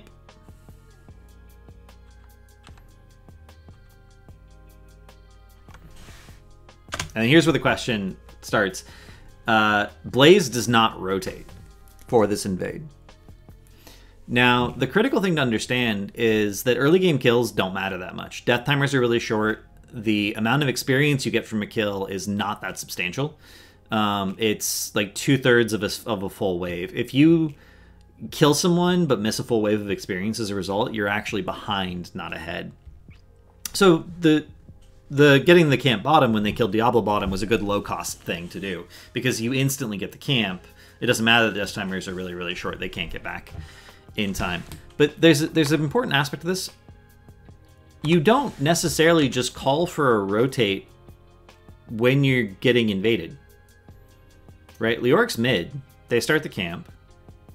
If they were afraid that Leoric was gonna that this camp was gonna get invaded as 5, and they wanted to fight it, critical point. They have to make the decision that fighting it is actually worthwhile, knowing that they'll miss a wave of soak, or could miss a wave of soak top, which is a bad decision in my opinion. You should not be doing that. They would have to call it now, not when they know they're getting invaded. They would have to anticipate the invade. So a lot of people are being like, oh, something's happening, I gotta go. And then, no, you don't. It's more like, oh, something's happening. They're there as 5. I should immediately clear this wave, shove it under towers, and deny the soak. And that way, even if they get a kill, we're ahead.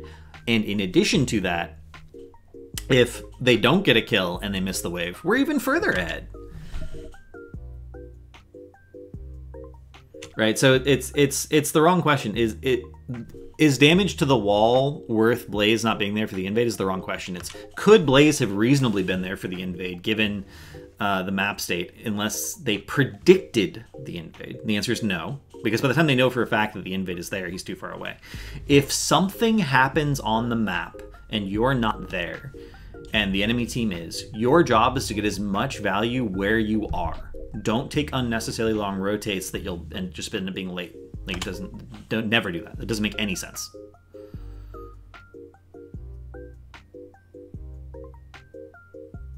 Like, if you have to catch a wave top and the enemy team is already bottom is 5, like, just catch the wave top. Just don't. And the most egregious map for this, in my experience, is BOE. The number of people who try to do something top on BOE and then rotate all the way down, especially in the early game, blows my mind. Just don't. You won't get there in time. There are major exceptions, and in some cases the exceptions are planned at a draft level, being like, okay, they have this hero, we need prio, we're going to draft this so that you can get prio 1 minute. Like, it's not a question of was the siege damage the most valuable thing he could be doing there if he could predict the future. It was the most valuable thing he could be doing based on what was happening at the time.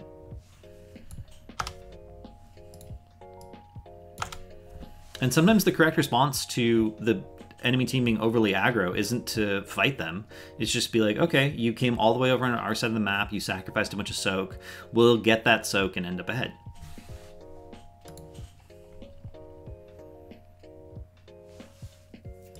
By the way, 30k missed a bunch of waves, though. Unrelated to this question, 30k missed waves, which is why they're behind the experience. This shouldn't happen. What are the reasons for not picking Neil Peasants? It's just a question of if Leo's the solo Shriner, you're gonna win the game versus him doing Shrine while your 4-man completely zones everyone off. It's whatever. But the other talents actually provide PvP value. So if you're gonna win via team fighting and then solo Shrine at your leisure, doesn't really matter. Neil Peasants also helps you clear camps faster. Again, not really relevant on trends.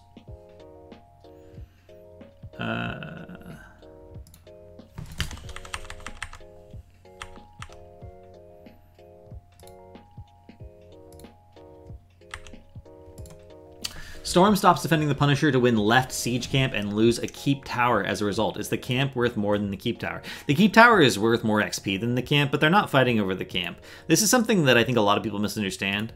When you're fighting over something, you're not really fighting over the thing, right? It's like those social situations where it's not, someone says it's fine and it's not fine. It's not. You're not fighting over the camp. You're just fighting because even if you don't win the fight, you get something.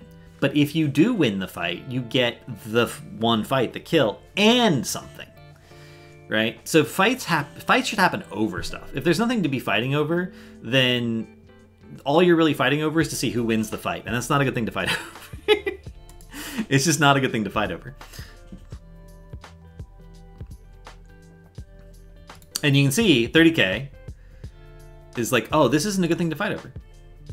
But by forcing Storm, by baiting Storm into coming to react to them, the Punisher gets more value.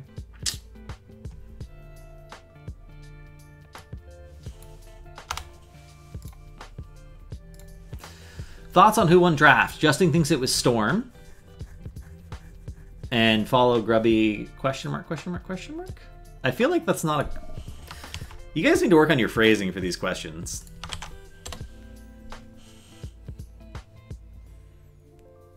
What I would argue was the worst draft in the last game, still extremely dominant, ending the game in about 14 minutes. Very impressive. 30k with what I would argue...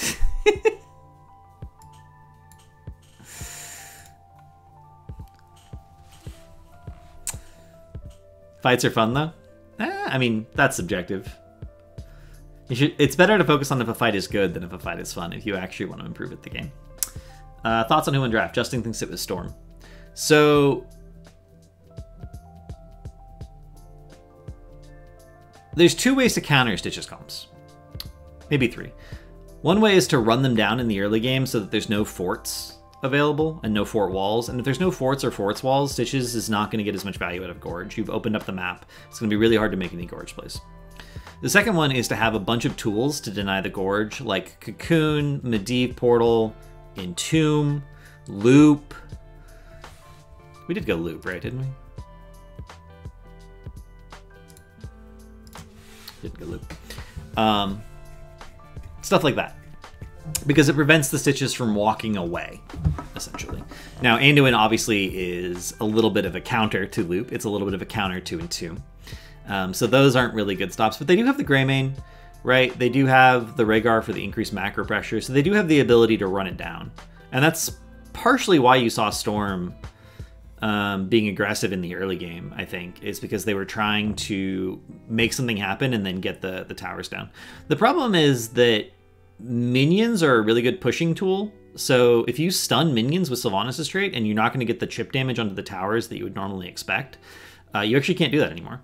It won't do. You won't slowly wear down the towers if Sylvanas is out there aggro clearing them, especially if she's willing to trait minions to prevent any of the chip damage from actually happening. Tychus is better at shrining with Odin than anyone on Storm's team.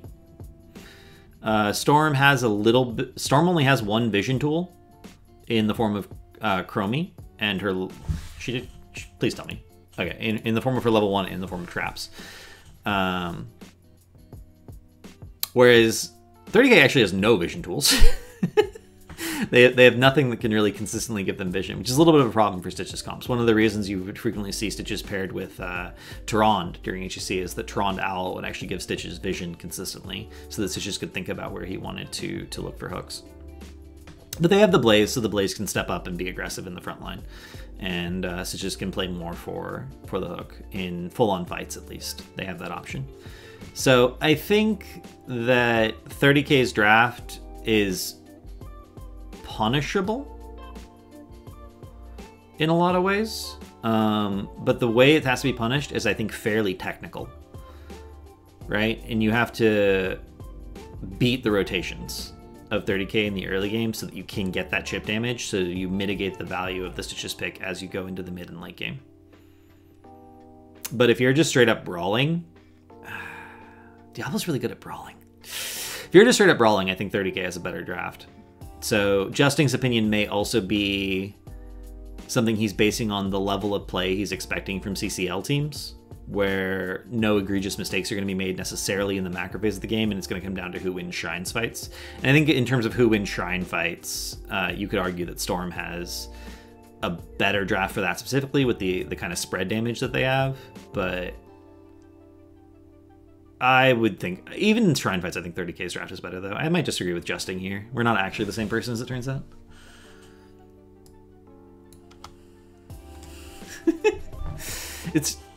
I think it's actually not that close, not that far off from being a close game, because the Anduin does so much to counter everything on Storm's team. If Anduin was a different support, it might be different, but Anduin literally does counter everything on Storm's team. It's actually kind of absurd. When did they pick up the Anduin? The third banned Garrosh. I think this had to be an Anduin ban. Sino Tilapia, thank you for the Prime sub. Welcome to the guest list. Welcome back to the guest list, I should say. Subscribe for 9 months.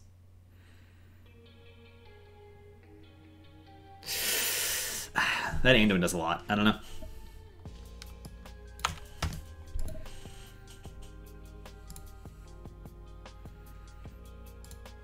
Should this be Naisha's? Yes. Naisha's at level 1 on Maev, especially if you're the main camp taker,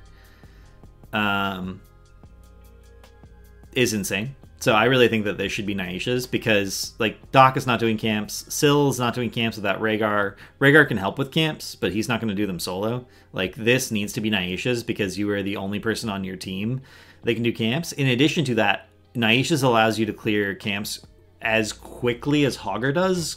Close. Hogger's still a little bit faster, but it lessens the gap. So if this is Naisha's, they wouldn't have they wouldn't be getting out macroed on the map as hard, and that is indeed what happened. Like here.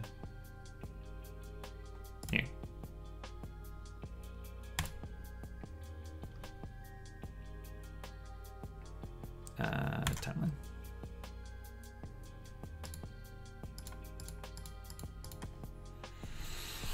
Here's where Stats of the Storm lags a little bit. So again, Maev is blue. Bruiser camp out first. This doesn't happen.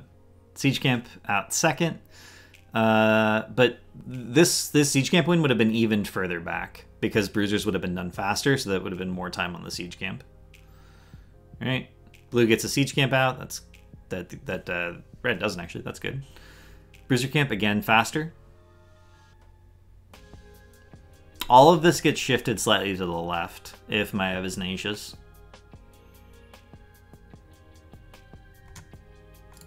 Camp timings aren't the most important thing for determining if you're going to lose a game, but everything in competitive matters in terms of efficiency and timings. It would have helped a lot. Did Parting Gift get a lot of value, or did either of their options have been better? Parting Gift did not get very much value, I have to say. The argument has been presented to me that people go Parting Gift for Bomb Charge, so I've been trying to look at how much Bomb Charge Parting Gift got, and so far Parting Gift has never, on average, gotten more Bomb Charge than 1-2 Punch would have gotten. Now, 1-2 Punch was nerfed, but you also have to consider, like, Tracer rounds allowing you to stand further away means you could potentially get a whole nother clip worth of auto damage, and a clip is more Bomb Charge as well, so it's... I'm not convinced the Parting Gift is good. There's a build I've been theory crafting a little bit. We'll see if it ends up being better. Oh, there's hotfix patch notes. Yeah, excellent. What if Brightwing was Emerald Wind? So they don't really have anything to like they don't have a Genji bomb or anything. Emerald Wind would have helped them pretty much with just boss control and nothing else. But even then, like, Dahaka can E the boss control, Maev can D it. Syl can E onto the point after all Emerald Wind expires to prevent the steal from actually happening, depending on, you know, who's alive, what the team fight situation is like. Whereas Brightwing gets really punished by not having the mobility from Blink Heal by both Diablo and Maev. So I think it might have moved the needle if the game had come down to fighting over boss points, but the fight really didn't come over to fighting over. The game didn't really come over to fighting over boss points. How do you feel both teams played around their global heroes? So it's the Dahaka and the Brightwing. I mean, they didn't play around them badly. This is game 2. There were some small things. So, for instance, at 30 seconds is when the tribute spawn happens, and you know the tribute's going to happen, right? Dahaka goes bottom, so we know Dahaka's going to be bottom. And why is Dahaka bottom? Seriously, Dahaka doesn't leave mid until after 30 seconds is expired. Why is Dahaka bottom? This doesn't make any sense. And stuff like this happens throughout the game pretty much, where the global is in the wrong lane, and they're not getting value out of the global. Like here, I would think Brightwing's like shuffling mid here. Here, I think Brightwing would go top. Because Brightwing can come to mid whenever she wants to with Z, but she doesn't want to be seen Zing away from the main body of her team, which is currently planning to push mid.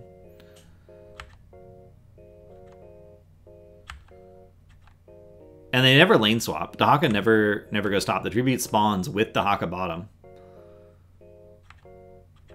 The only reason to do this is if you think if you're gonna bait the enemy team. And see, now Dahaka's going top.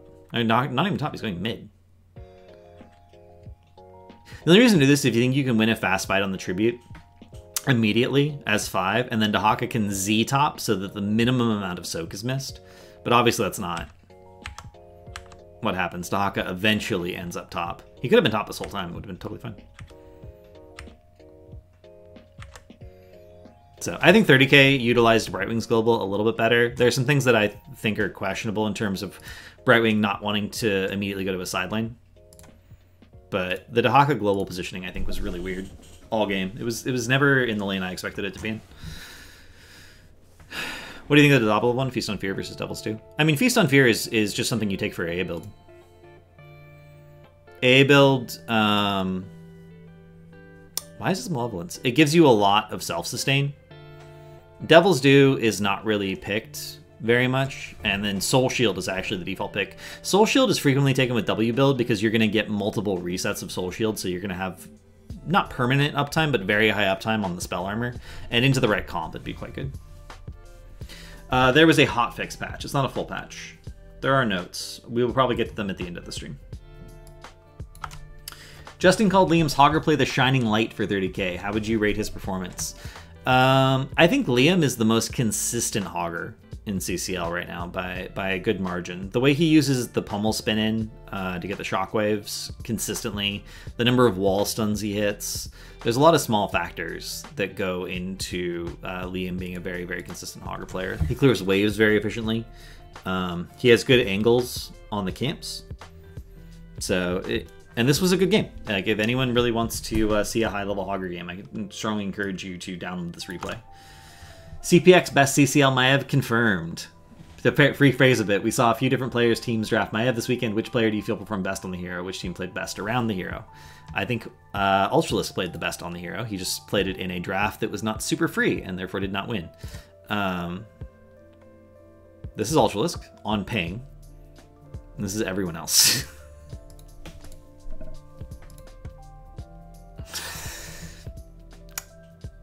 That's not a small gap, guys. It's not a small gap.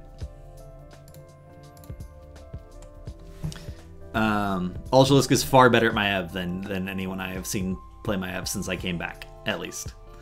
And that's on ping. Ultralisk is even better on Maev when he's not on ping. That number would be even higher. Maev is just a very difficult hero, and I would strongly argue that the CPX draft, except for the fact that the enemy team had Tracer, was a far better Maev draft, both for what was on his team and what he was against. And I think it was actually a really easy Maev game, other than the Tracer existing, but the Tracer made it a little bit easier by not going Tracer runs, which I think is actually necessary to punish the Maev a lot.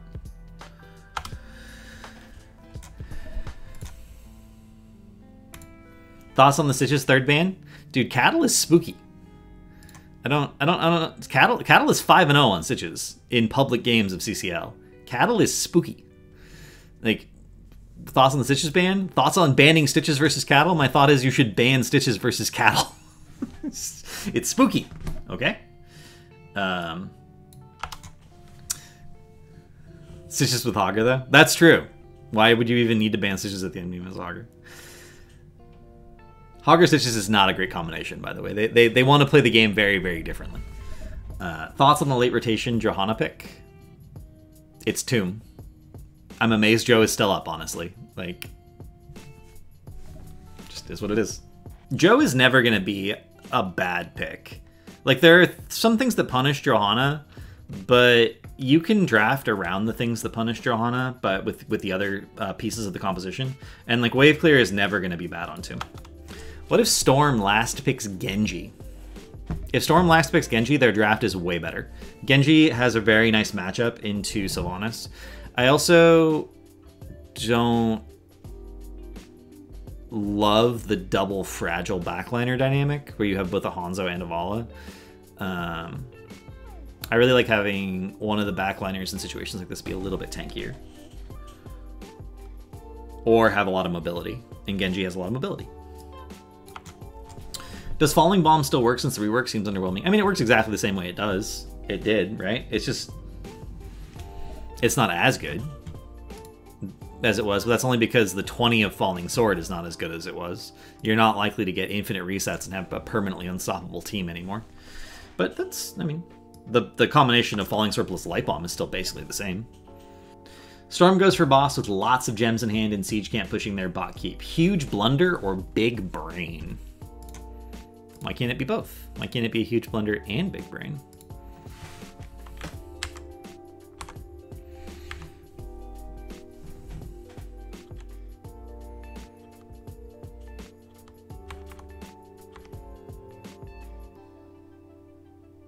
Oh, this is the replay.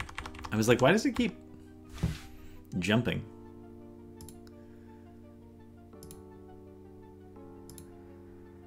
There we go.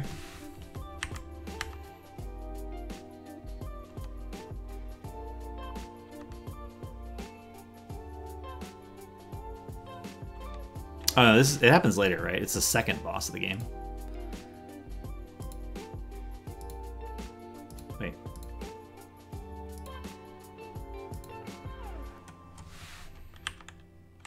Am I crazy? I feel like Storm doesn't go for boss this game. This is why you actually timestamp notes, by the way. So Siege is gotten. Storm's just pushing top. They're not going for boss.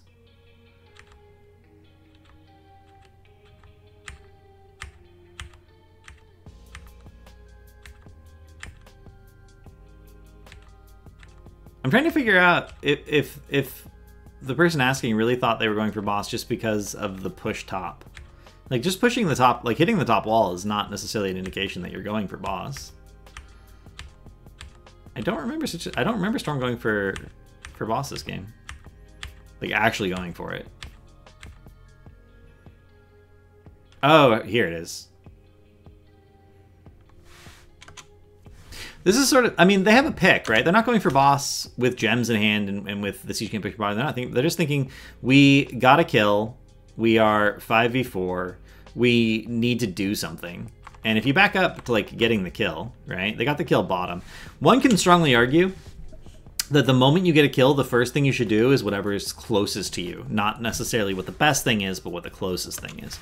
So theoretically, if they get boss here, that's the best thing. But if they had just managed to force a turn in, like, that would have been good enough. Right? And they actually lose the 5v4 around boss because they're doing boss.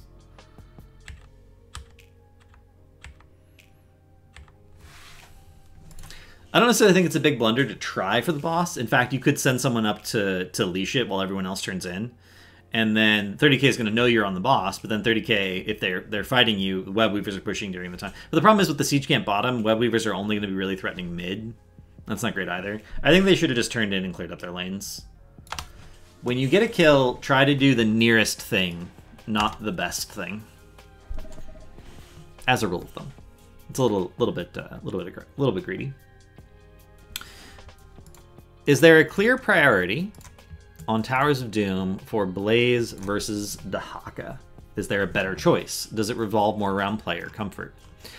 For me personally, I don't care about the offlane on Towers of Doom. If you can double soak and not die, mwah, beautiful. The major advantage Dahaka has is Dahaka's really good at invading the sapper camps because there's a bush directly next to the sapper camp. Two of them, in fact. One to the either the right or the left, and then one directly below it that you can burrow into. That's it.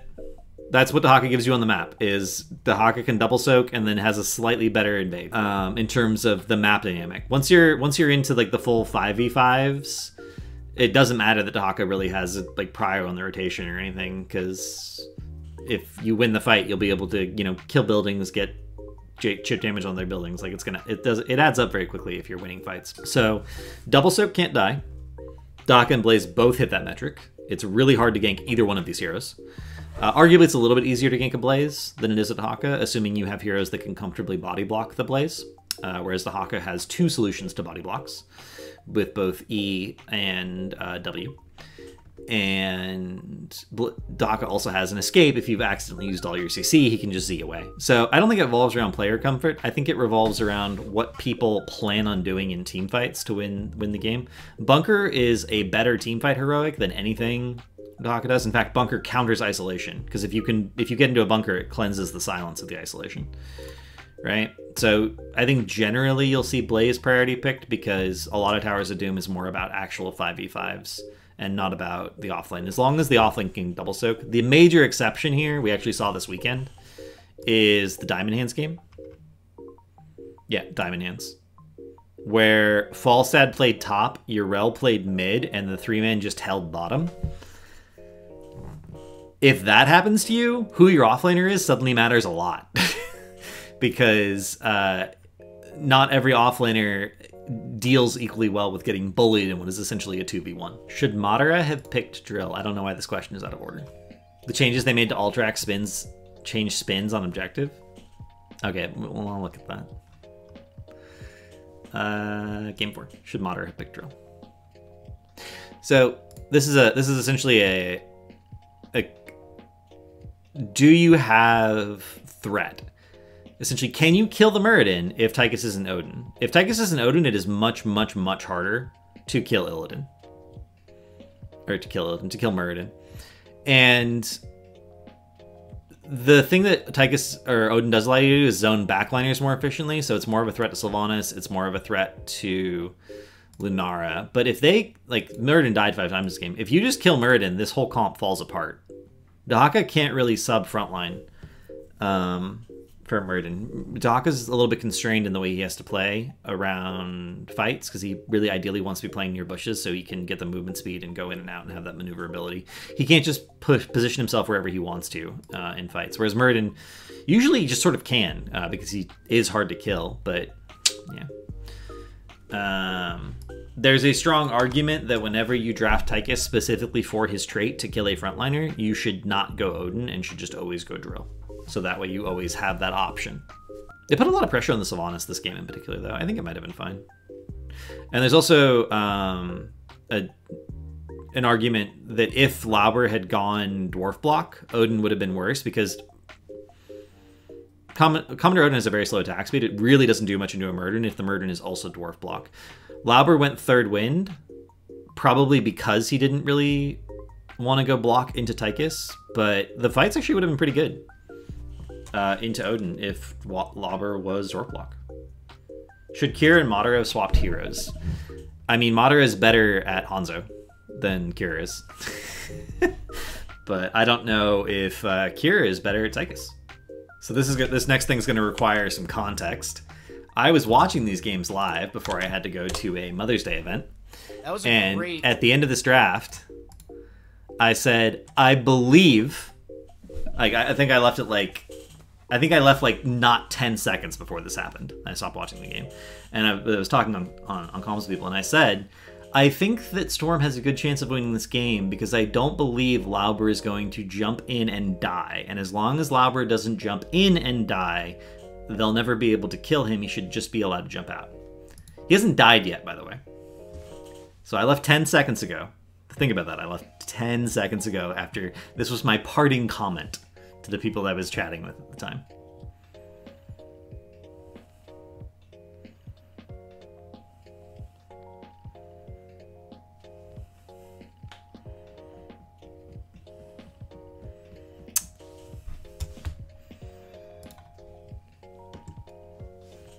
I really believe Lauber wasn't going to jump in and die that game. I really believed it. I really believed it.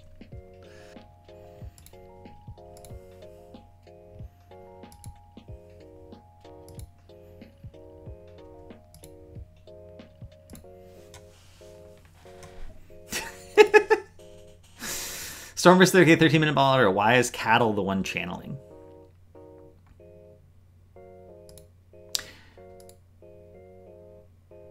So, the Odin is zoning everyone off, so you don't want the Odin to channel. You don't ever want Anduin to be the one channeling, because Anduin has the pull, and Hanzo literally can't step up too far or he'll die. So Cattle is Hobson's choice. Cattle's the only one who can actually channel this without A, either completely mitigating their teamfight impact, or B, dying.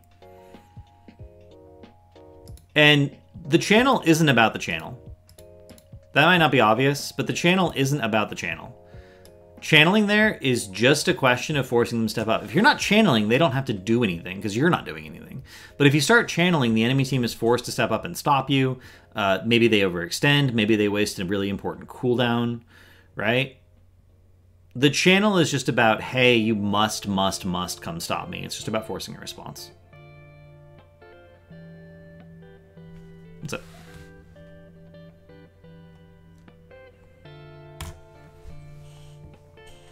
So you want someone to be channeling, and sometimes the tank is literally the only person who can channel without dying. 16 minutes, top altar. Maybe 30k can bust a meme. I don't know. Should 30k position more defensively to ensure their altar cap? I mean, this is pretty defensive. I don't understand the question. Like, look at the arc that they have. They have this beautiful arc completely defending this altar. Are you asking? I think this question is, should they have positioned defensively behind their altar? And like, the altar is the thing you need to defend. You need to be in front of the altar if you're defending it. I think their position was defensive. They were defending the altar. Now, aggressive would have been arcing around the enemy team's altar. That would have been aggressive. This was defensive positioning.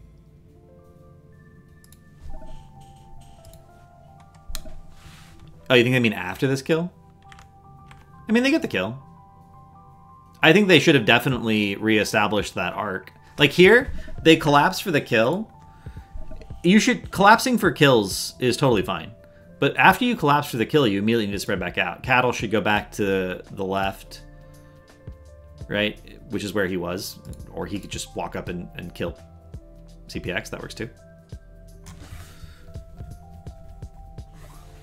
Like, they almost kill June here. I don't think they need to... Like, they can spread a little bit here to get the position that they want.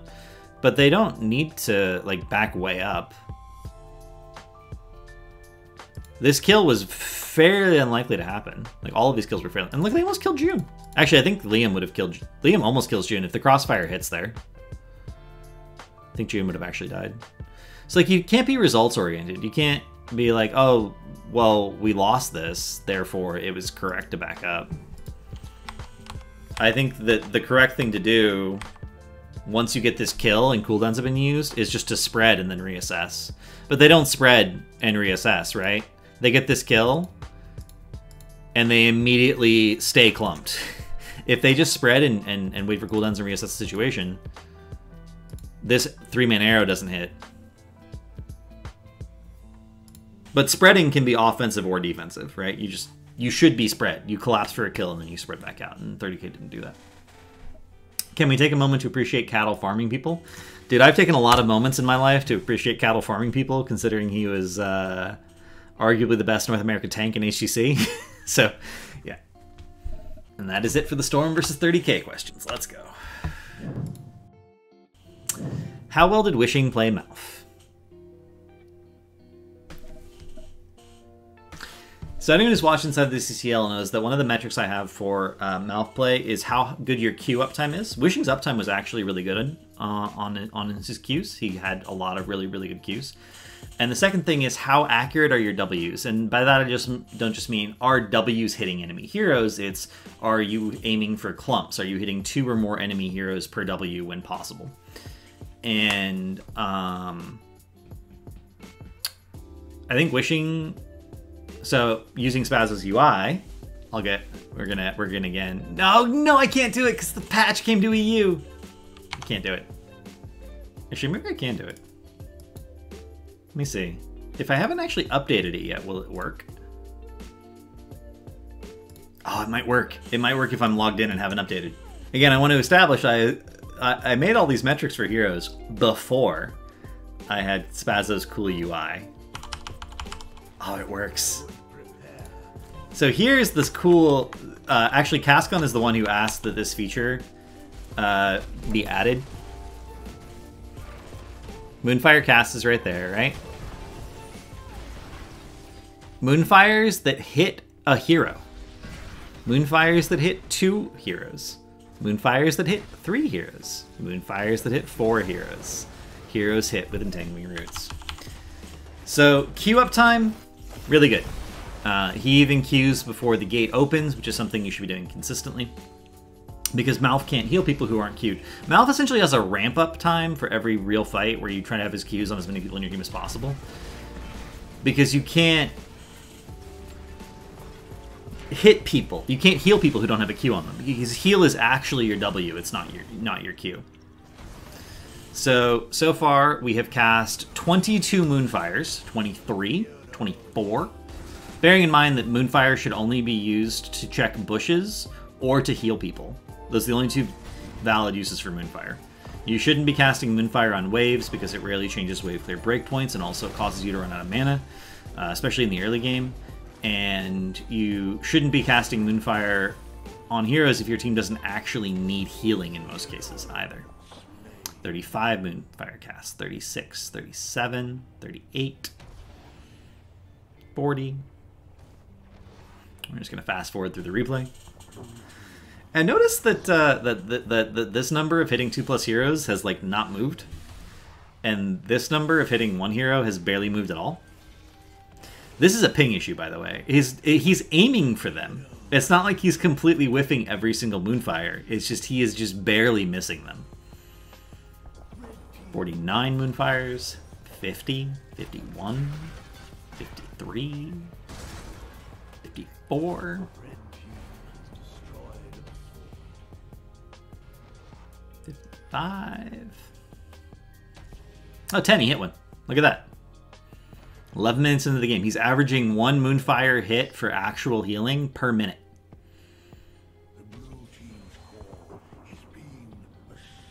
What are the other abilities it's tracking? It's tracking a lot of things.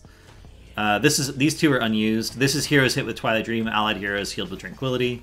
This is heroes hit with Entangling Roots. Heroes, the Moonfire hits more than number of casts of Twilight Dream, number of casts of Nature's Cure or Tenacious Roots activation count. Innervate casts, this should be way higher too, by the way. Entangling Roots. So end of the game, 66 total Moonfires casts, only 14 of which healed, and 13 of them only hit one hero. That's not ideal. It's pretty far from ideal, actually. What did he have at level 16? He had Ysera's Gift, which is trash. So Ysera's Gift is a PvE healing talent. Don't take Ysera's Gift.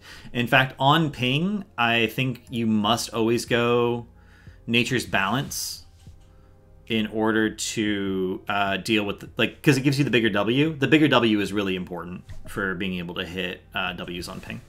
This is sick. What the hell? I've had stats like this for a long time. I used to track them manually, but then Spazzo invented this, which helped me out a lot. Malfurion. So this is amount healed to allied heroes with Moonfire impacts, only 2.6k. If you aren't hitting Ws, this is Ysera's best. Yeah, but if you could hit Ws with Nature's Balance, you should... Jesus Christ, Legacy. He's already dead. Just stop kicking him when he's down. No, his Ws were bad. Like, step 1, I usually look at the stats, and then step 2, I go manually look at them. So I did spend, I think, 10 minutes checking every single W that he did this game, and over half of them were incorrect.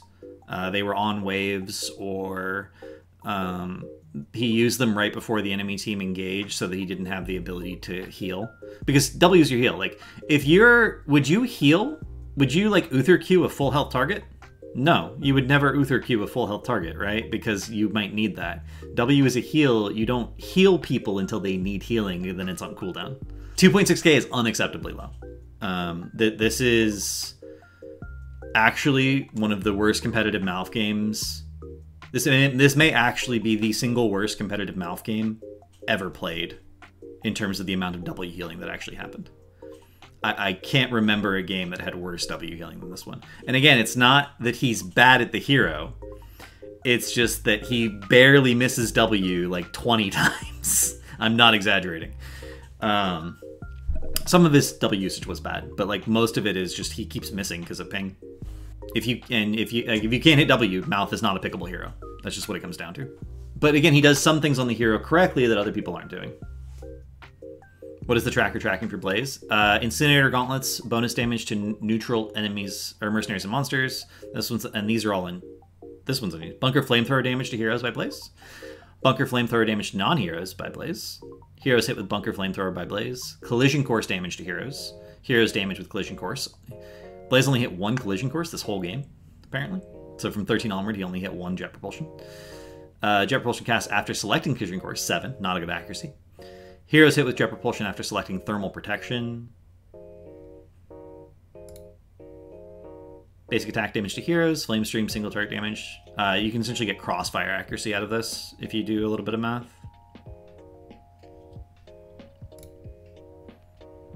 Total Flame Stream casts, 92. 57 oil spills. 13 jet propulsions.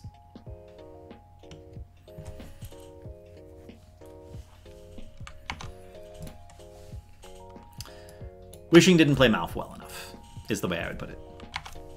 He did some things that are correct that other people aren't doing, but he didn't play well enough. Discuss the entire Hogger build. Aggro range is honestly a little underrated just because it generates rage on the spin, which can be quite helpful, but it's only really useful in maps where you're likely to get tight spins And I mean, in my mind, the main ramp is Infernal Shrines. I would always consider aggro range on Infernal Shrines. Aggro range is also the best talent for Pummel. So if you think it's going to be a massive Pummel game, for instance, I would go aggro range plus Pummel into double support. But I wouldn't normally. Like this, you're not gonna pummel a Tracer. You don't really care about pummeling the Diablo of the Blaze. Still has a lot of mobility as well. I don't like aggro range here at all. W7 is just a wave clear talent. At least that's how it should be getting used. It also helps you. It can help you maintain Roge or Rage in poke situations. This is pretty orgasmic for stat suckers like me. I track a lot of stats. I think I track more stats than anyone else ever has. I don't think anyone else tracks stats. And then Pummel and Headbanger are very standard. Simplicity is Simplicity the new CM? They just kind of slowly lost game one and didn't try to do anything about it. I mean, Simplicity did play very passively. They didn't try to make any plays when they were behind to sort of catch back up, and that does concern me. But it is only week one, and you know they're going to develop a little bit slower just because of that language barrier. I think there's a chance that Sim steps it up and improves. Does Wildheart have the best Korean by win rate? Yeah. Those of you who don't know, of course, Haben is also Korean. So this is 4 Koreans versus 1 Korean and Haben won. So clearly Haben is the best Korean.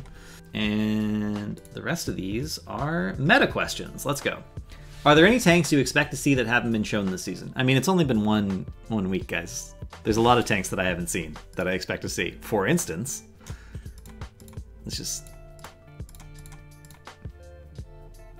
so we haven't seen Cho. I expect to see at least one team play Cho'Gall. We haven't seen Mei. I expect to see at least one game of Mei, although maybe not as a tank. We haven't seen any in DC. I expect at least one game of ETC. Like, someone's gonna pick it. Maybe we'll see another no CCL Mal'Ganis game. You never know. I think the question goes on to be like, are we going to see any unconventional tanks? Do I expect to see Uther? Do I expect to see Stukov? Do I expect to see main tank Zool? Wildheart's still in. Zergling is still drafting. Diamond Hands picked a main tank Zool comp as well once. Like, I definitely expect teams to pull out some unconventional stuff for their harder drafts. I don't see why you would not. And like, definitely Wildheart's going to play some stuff that people consider unconventional. Oxygen may play some stuff that's considered unconventional. I'm the coach for Oxygen. Like, I like unconventional drafts. I think I understand a lot of them really well. It does work with our current pools, so let's see. What parallels can you draw from CCL seasons 1 through 3 of players relearning the game, learning the game within the same time frame from the start of HGC? So, at the end of 2016, yeah, well, no, they played main tank Zool. It was Flex Rexar. It was actually main ranged Rexar, which in most people's minds may be even weirder, but it was it was a thing. So at the end of 2016, HGC happened and people became full-time players. Like, people were playing 40 hours a week, and suddenly, like, people just blossomed. Like, teams got so much better so fast because it's different playing HOTS full-time versus playing HOTS part-time. If you can, if you go to work and work on something for 8 hours a day, every 5 days a week, that's way more effort and way more focus than you're going to get from playing something even like 10 hours a week, right? That's just, it's an order of magnitude different. Not literally, as someone in the chat will no doubt point out, because I have a lot of math nerds in my chat. But it's a huge, huge, huge difference in the amount of focus on the game. And learning stuff in that environment, you learn a lot more. So the people who were new to competitive, who came into CCL, like a Madara, for instance, Madara put a lot more time in than other people to get to the level that he's at right now, right? I think Auction actually scrimmed more than anyone else did in Season 1 of CCL by a large margin. And it made a huge, huge difference in the development of those players. Relearning the game, I talked about this earlier. I think it takes about 6 months to completely de-rust, assuming you're actually practicing and playing the game. Not every team in CCL is doing that. Like, Poik is trying for Challenger in League. He streams himself playing League like somewhere between 24 and 30 hours a week, I think. So you can watch Poik's channel and watch him playing League. He's not practicing HOTS. I don't think you can de-rust in HOTS by playing other games. So yeah, it's interesting. Like people flanking Jaina used to be a thing. Flanking Jaina won an enormous number of 2016 professional HOTS games. And then it just stopped happening because it stopped working. People would try to flank, they'd be caught alone in the bush and die having done nothing. Because you can't flank when people are respecting vision and playing around it. And we have seen like a steady increase in vision play. We've seen a steady increase in people backing up when stuff is spooky. And just because people are off the map, even if no one's actually in the bush. We saw a great moment by Wubby this weekend on Sky Temple, where the enemy team was off the map and he just channeled his wings and stood there and did nothing on Urel for a little bit. And they were in the bush about to kill him and he didn't get killed. Like, we are going to consistently see plays like that continue to happen more and more and more. What are some compositions heroes you'd like to see people pick up more? Honestly, I think every hero in the game is currently viable. Whether or not they're optimal is a bit different. In some cases, you need to sort of really force drafts to work around that hero. But the question is, do you play that hero well enough? I think it takes at least 100 games to be like decent at a hero. Not good, just decent, at least 100 games. And then figuring out what the constraints are on a hero in competitive could well take more than that. Figuring out like all the draft factors that need to exist.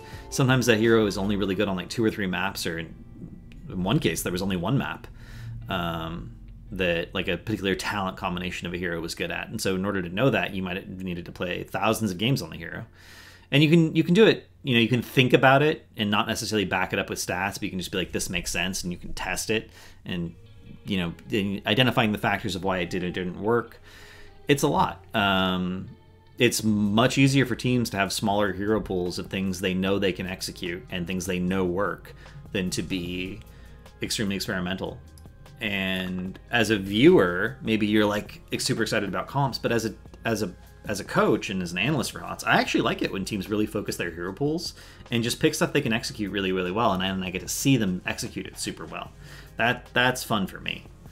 I don't really need a bunch of off-meta picks, right? I'm excited when I know someone can play a hero and they pick it in competitive that isn't meta, but I know they can play it. I don't get excited when someone picks something in competitive that I think might be good, but they can't play it and then they lose. Like, that's not fun for me.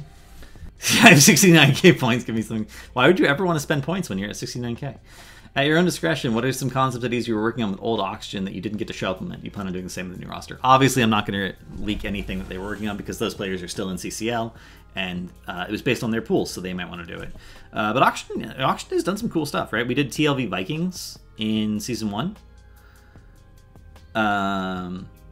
There's always stuff that I'm working on, and there's always stuff that I steal, right?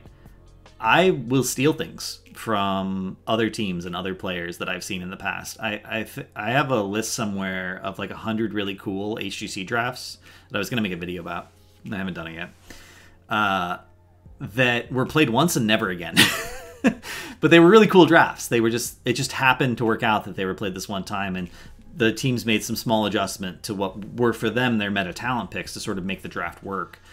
And then they were never played again because the drafts never quite lined up. They didn't force it. It just happened to work out that way, right? So there's a lot of stuff that could work, and I've seen it work. And I'll encourage teams to try it if their pools fit, and if I think they have confidence that they can. If I'm confident that they can execute it, if it's a little bit, you know, different from normal. Like there's a really funny draft where a team picked Zul'jin on Sky Temple, which is not a good map for Zul'jin. And what they did was they just did boss on cooldown. They literally just did boss. And if the enemy team scouted them doing boss, the enemy team could fight them, in which case Zul'jin started autoing them for stacks. Or they got boss for free.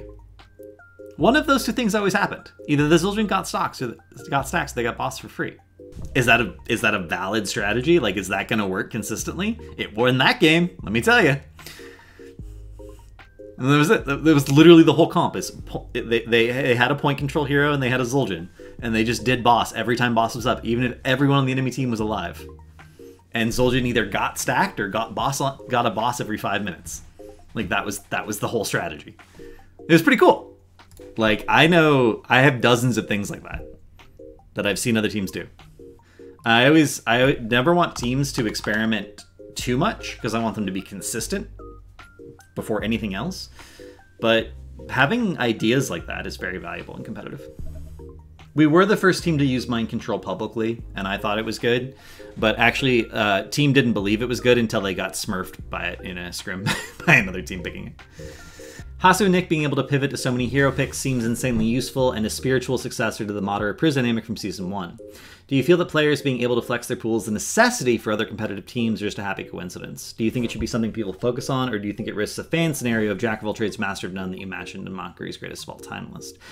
I mean, you need a range player, you need a flex player. If you have two people that have massive pools and they have small amounts of overlap, then obviously that makes your draft more flexible. Having your draft be flexible only matters if you're good at drafting, though. Like, straight up. Having a flexible draft when you don't know when something is good to actually be picked is a massive problem. And I think a lot of teams are better served by having smaller pools and less flexible drafting, but they're always picking something they know they can execute. And drafting in HOTS is very hard. There's a lot you need to know. A comp that's totally fine on one map can be absolute trash on another map, and that's not even considering the fact that the enemy team can be different. So it's like playing with lock camera versus not playing with lock camera. Obviously, not playing with lock camera is theoretically at a perfect level of execution better because you get to see more, right? But practically speaking, some of the best players ever played with lock camera, and they just found it much easier. Easier often beats better. So it's better to have these pools, but it's easier not to.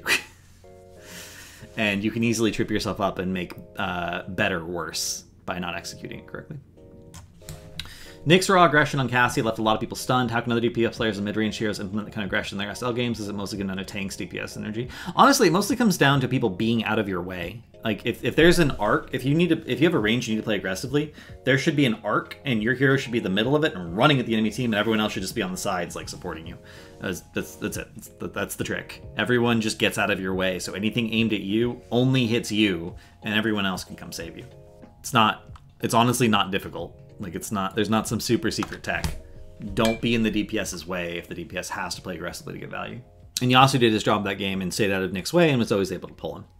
Expanding on that prior question, how can someone analyze their replays to know how in they need to be? Tracking CD's tank positioning? If you don't do 6 figures on auto attack Cassia, you didn't do enough damage. Be more aggressive. It's like, in order to make the hero a valid pick, it has to push numbers. If you're not pushing those numbers, and you're dying, go back and look at what killed you, figure out how to play around it, and figure out how to push your numbers harder. That's basically what it comes down to. Just guys, I mean, we can... Boom. 18-minute game. No deaths, by the way. On a technicality, shaking my head. What is the sine qua non of all successful team fights? How many CPL players? I mean... This is an impossible question to answer because a successful team fight for one comp could be a failed team fight for another comp. Every comp is going to have their own team fight win condition. Sometimes it's, womboing 3 people. If your team fight win condition can literally be VP ring and you kill 3 people off of VP ring, right? Sometimes your team fight condition is you get a single pick and then back the hell up and wait till your cooldowns come back and then try to look for the second pick. Like that. And sometimes your team fight win condition is you force a cooldown and then come back with all your cooldowns up, but that one cooldown is longer, right? There's a lot that goes on in what is a successful team fight comes very much down to the comps that are being played. There's no one thing that's like, yeah, that was a win. Obviously, you get a kill, it's fine, but it is possible to win a team fight without killing anyone, assuming you were fighting over something, which we talked about earlier, and you win the thing you were fighting over, you have won the team fight, even if no one on either team died. There was a comp, Gul'dan Lunara. It was all spread damage, all poison damage. And that comp really couldn't kill anyone, but people would run it on Volskaya, and they would just bully you off the point. So either you stayed on the point and died, or you gave the point. This is when the Protector was much stronger. So winning the Protector was actually worthwhile. It didn't matter, they didn't kill anyone, they won every single objective. What role is being played as its weakest currently? What role is being played at its best? How do these compare with the precedent set by APC? This is a really tough question. Because, like, one could strongly argue that in previous seasons of CCL, tank was being played at its weakest, but now we have Breeze. But Breeze is rusty, right? Is that an improvement to have one of the best tanks of all time, but with rust, right? I think the hardest roles in competitive are tank, offlane, healer. I think those are the 3 hardest roles in competitive. Mechanically, range is frequently the most difficult, but playing a role well isn't just about mechanics. It's about a lot of knowledge, right? So one could argue that tank is always being played at its worst because tank is always the hardest, right? Even if everyone is a god tier tank player, are they really being 100% consistent about everything they're doing? I mean, previous seasons of CCL, the answer is no, and currently, still no. Healers are actually insane, though. Healer was the one role when we were drafting a team for Season 1 where we were like, man, we have a lot of good choices. We did not feel like we had a lot of good tank choices. We did not feel like we had a lot of good offlane choices. I think offlane has come up. I think offlane has changed the most from Season 1, where there are more viable offlane picks. For instance, Fancy Pants is a very good offlaner. He swapped from range. Fancy Pants is better at offlane than he ever was at ranged. The role just seems to click for him more. And I've told him that. It's not like this is not a big secret. He knows I think that about his play. So yeah, in HCC, every role was being played at a pretty consistent level, though. I think in CCL, not every role is being played at a consistent level in terms of the drop-off. In a lot of ways, CCL is kind of like Korean HCC, actually. In Korea HCC, there were definitely top teams, top 3-4 teams, where every role is being played consistently. And once you dropped off of that, like, Blossom had Wiz. Wiz was a very good offlaner, but the rest of Blossom was not playing at the level... They're playing their roles at the level that Wiz was playing offlane. So it's just random, right? It's just, does a role happen to have enough players that it's being played well consistently? And for tanks season 1, the answer was no, but for healers it was yes. For offlanes it was no, and then season 2, I think offlane it was a yes basically. Blossom had Mary Day. Not everyone on Blossom was playing at Wiz's level. That's what I mean, right? Mary Day was fine. I'm gonna go flame Blossom players right now. What's hard about offlaning? is that a real question? Everything. Offlaning, you need to know every matchup that you could possibly be in. You need really good minimap awareness. You need to know the most efficient way to clear waves, which can make a massive difference. You need to know if your hero is able to clear camps or not, so you can pre-inform your team if anyone's going to need to rotate to your lane. You need to know when to prio soak versus when to prio rotating for your team. You need to be able to communicate accurately with your team about what's going on in the off lane and how it impacts their decision making. You need to be able to communicate whether or not you'll be able to catch a wave that allows your team to stay grouped and then do something with the fact that they're allowed to be grouped. Like, offlaning in SL is just double soak and let your team in, but offlaning in competitive is a massive amount of information that you need to constantly be communicating to your team so your team can make good decisions. Wiz was good. Mary Day on support was good. Honkono on ranged was not good. It was actually horrendous.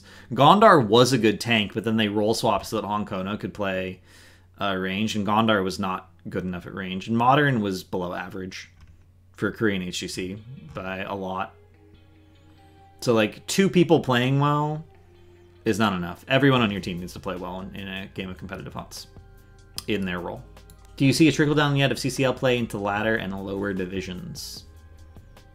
A little bit. I have seen the average level of play, especially in in-houses, go up quite a bit. And the in-houses, you know, they have CCL players in them, but frequently they also have like high GM players who aren't good enough to be in CCL. And I've heard a lot less bitching about several of those players. So, watch Copen stream. He maxes the shit out of offlaning even in SL. He does. I am very happy we have Copen on the team for that exact reason.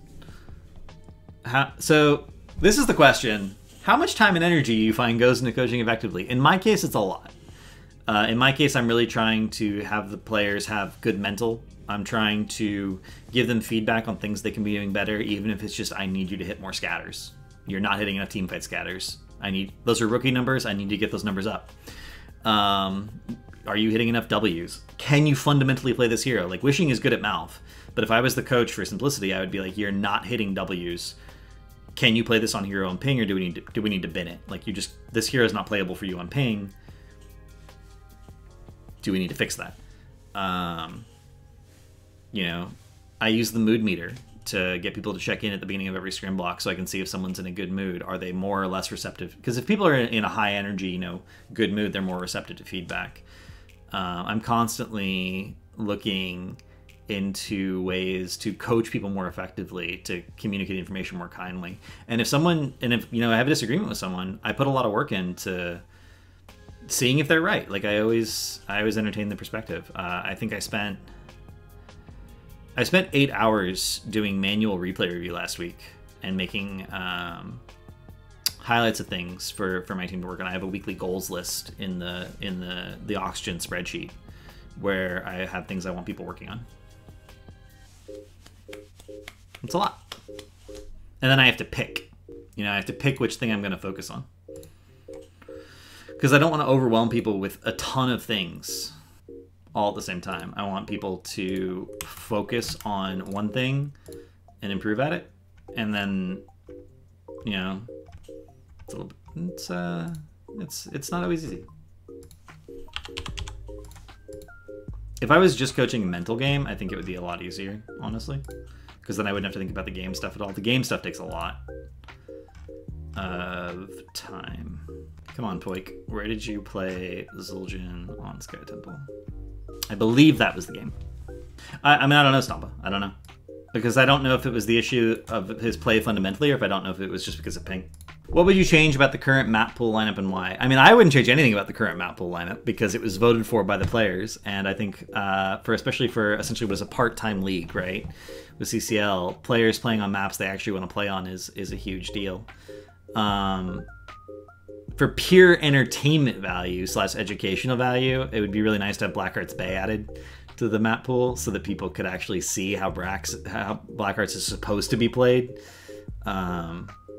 Like, the maps that are misplayed the most are the maps that I wish could be added to the pool, not because it would make the competitive better, and not because it would mean the players were having more fun, but because it would give me games where I can be like, see, this is how you're supposed to play the map. This is why you suck at it. You play the map fundamentally wrong. And that's why you think the map is bad. Map is fine. I don't love Warhead Junction, personally. But even Warhead Junction, I don't think is a bad map. I don't think HOTS has any bad maps. I think HOTS has maps that people play badly and therefore don't like them.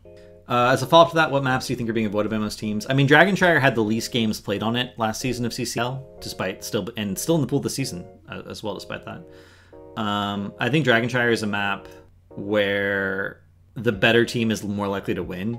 So if you think you're the worst team, you'll never pick it. And frequently, if you think you're the worst team, you'll also ban it so the other team can't pick it.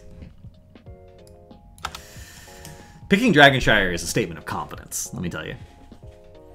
Mines is still pretty bad in my opinion. I mean, Mines is a totally cool map because it's very early game focused, and like you can. It's the only map currently in HOTS where you think about drafting something that wins at level 4 instead of level 10, and that's not a bad thing. It's cool to have maps where drafts are different. Who is the most improved player coming into the season from last? What player is showing the most rust? I mean, Bad Benny won most improved player last season. So clearly it's Bad Benny, right? Like that's the only thing that makes sense since he won that award and all. I haven't seen enough games to answer this question reasonably. I would argue that Poik is showing the most rust of any player, but he wasn't participating in last season. So take that as you will. With the recent influx of Korean refugees from Korea to NA servers, what kind of habits can the player base start building to communicate effectively through the language barrier? Use pings. That's it. Koreans ping a lot. I played in 2018. I made a Smurf on Korea, and I played on Korean ladder for hundreds of games. Actually, I played a lot of Korean ladder. Use pings. Koreans ping a lot. They don't type in chat overly much, but they do ping constantly. And that's one of the things I've noticed about every Korean player I've ever played with, even if they've moved NA, they ping a lot. Do you think this will have an impact on CCL teams looking to scout Korea players in the future? Not really. Like, the ping is a massive handicap. Unless you get an entire team that speaks Korean, the language barrier is also a thing. So, We've seen Blossom swell from a few different Lunara players, all of them, question mark. Is the synergy with Choking Pollen that important that it makes sense to forgo the extra PvE from Nature's Culling? The extra area actually makes it possible to secure Choking Pollen off of your own slow fairly consistently. You don't need to wait for a stun from your tank. So that's sort of big. But yeah, the fact that it makes it less likely to miss is huge. And Choking Pollen really is all of her burst, so missing it feels really bad. Culling is also not that great. Culling is honestly only good when you're solo hitting something that has a really large health pool. So if you're solo racing on BoE, Culling is pretty good. If you're split pushing with Lunara, Culling is pretty good because of the damage it does to buildings. But Culling doesn't really... The only time Culling really helps you in fights is versus Bunker and like summons. Like it's not helping you win a team fight. Whereas the level 4 Q really helps you win team fights by ensuring that your burst actually lands consistently, which is huge. Is the E7 Remorseless build that good? That should be the only build we see. No, I think Sylvanas has a lot of builds that could pick. The thing that E7 really does better than anything else is it gives you burst, and it shortens your burst windows substantially because you shouldn't hit Q or W until you have 3 stacks on a target. From 0, it takes you 1.2 seconds of autoing to get to 3 stacks of Sylv's trait on a target. Whereas with E, it's just you hit E and they have 3 stacks of a target. So it shortens your burst window by essentially 1.2 seconds less the travel time of E, which is massive. And it allows you to swap targets, which you can't do otherwise, because then you have to restack your trait. Just go Q20. I mean, at 20, that's fine. Yeah.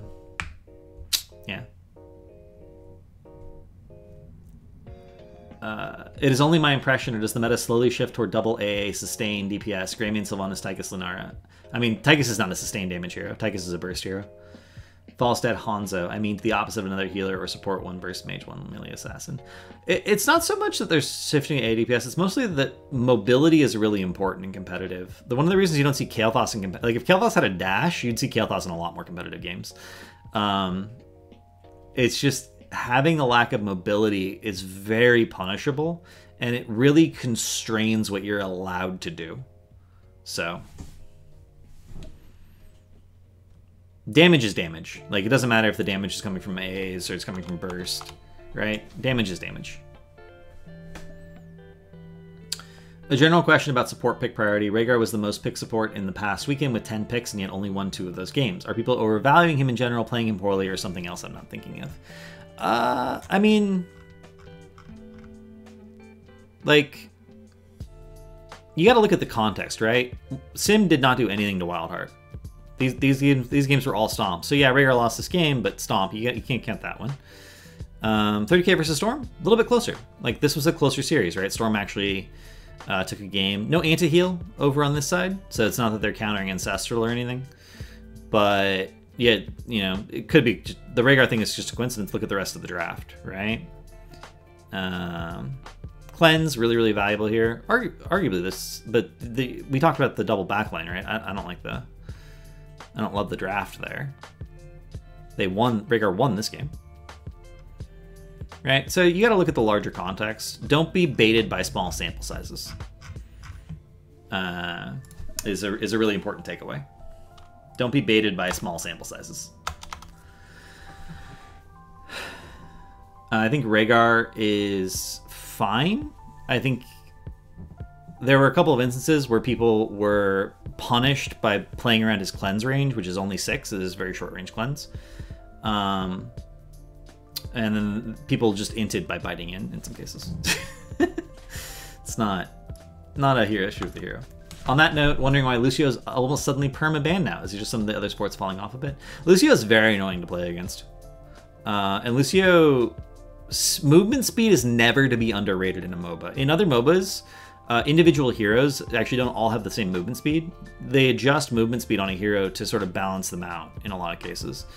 So the fact that everything in HOTS moves at the same speed, and then suddenly with Lucio, it doesn't, is actually incredibly annoying. It fundamentally changes the entire game. You can ban Lucio. Some teams ban Lucio just for the annoyance factor, where it's just like, I don't want to play against this hero. But then some people, like Yasu on Oxygen, are really good at Lucio and are even more annoying. So it's, It's one of those interesting things where I think as people get better and better at Lucio, especially playing around him in a coordinated environment, so you're actually utilizing the massive speed to do things, people will get more and more leery of him. And that's just sort of an element of Season 1 of CCL. People have slowly gotten better and better and better at the game in a coordinated environment. Massive uptick in annual win rate and D-Build Brightwing popping off. I've been advocating for D-Build Brightwing for whenever it got buffed, like 8 months ago, 9 months ago. I don't think any other build is pickable and competitive right now. I think you should always go D at 7. Are people's opinions on metas and sports changing? We also noticed a high Stuka priority with a win rate this weekend that doesn't match. I mean, supports are the most important thing in team fights. Literally, supports are the single most important hero to have in a team fight by far. It's not close.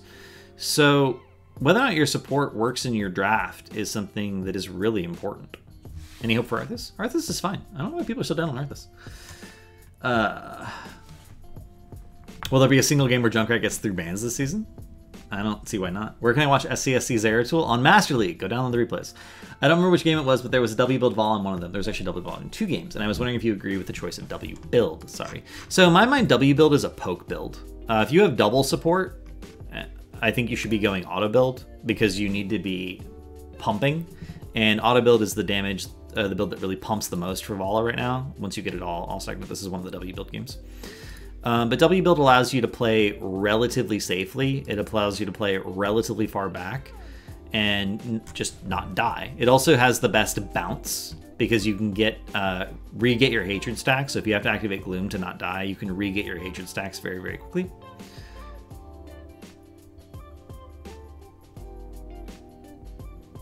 Right? So you have that bounce potential. It's a poke build. As how I design. I would say W is a poke build, Auto is a carry build, and Q is a burst build. That's how I would define them.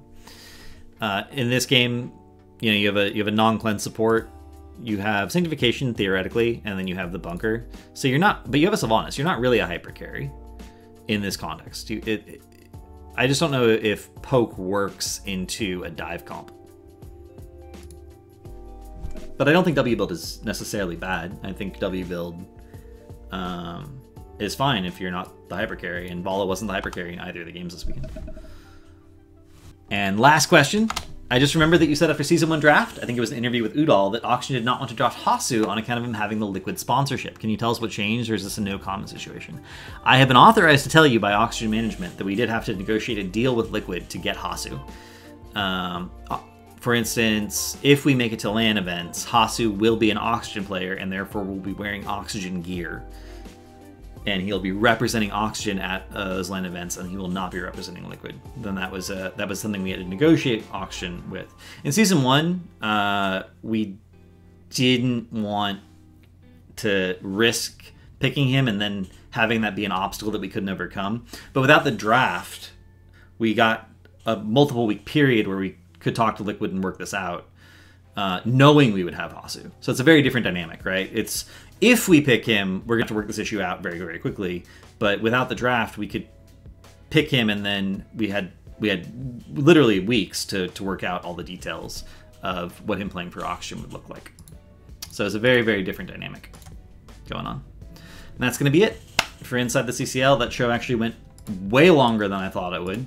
Obviously, the questions that Greffer added forced me to do a little bit more of a deep dive into some of the stuff I look at and why the way I coach is so time consuming. Because I really try to give people objective data, objective numbers about their performance, and not just opinions. But you got to put in the work to find those numbers. So it's a lot. Still less than I was doing during HGC, to be fair. But HGC was that was full time. Really happy, by the way, with Oxygen, with the roster. The guys have been really great. I'm very excited for the season. I'm excited to see all the teams play. I actually think the last couple weeks of this season of CCL may be some of the highest level play we've ever seen in CCL as Granite D-Ross and as people start improving more together as teams.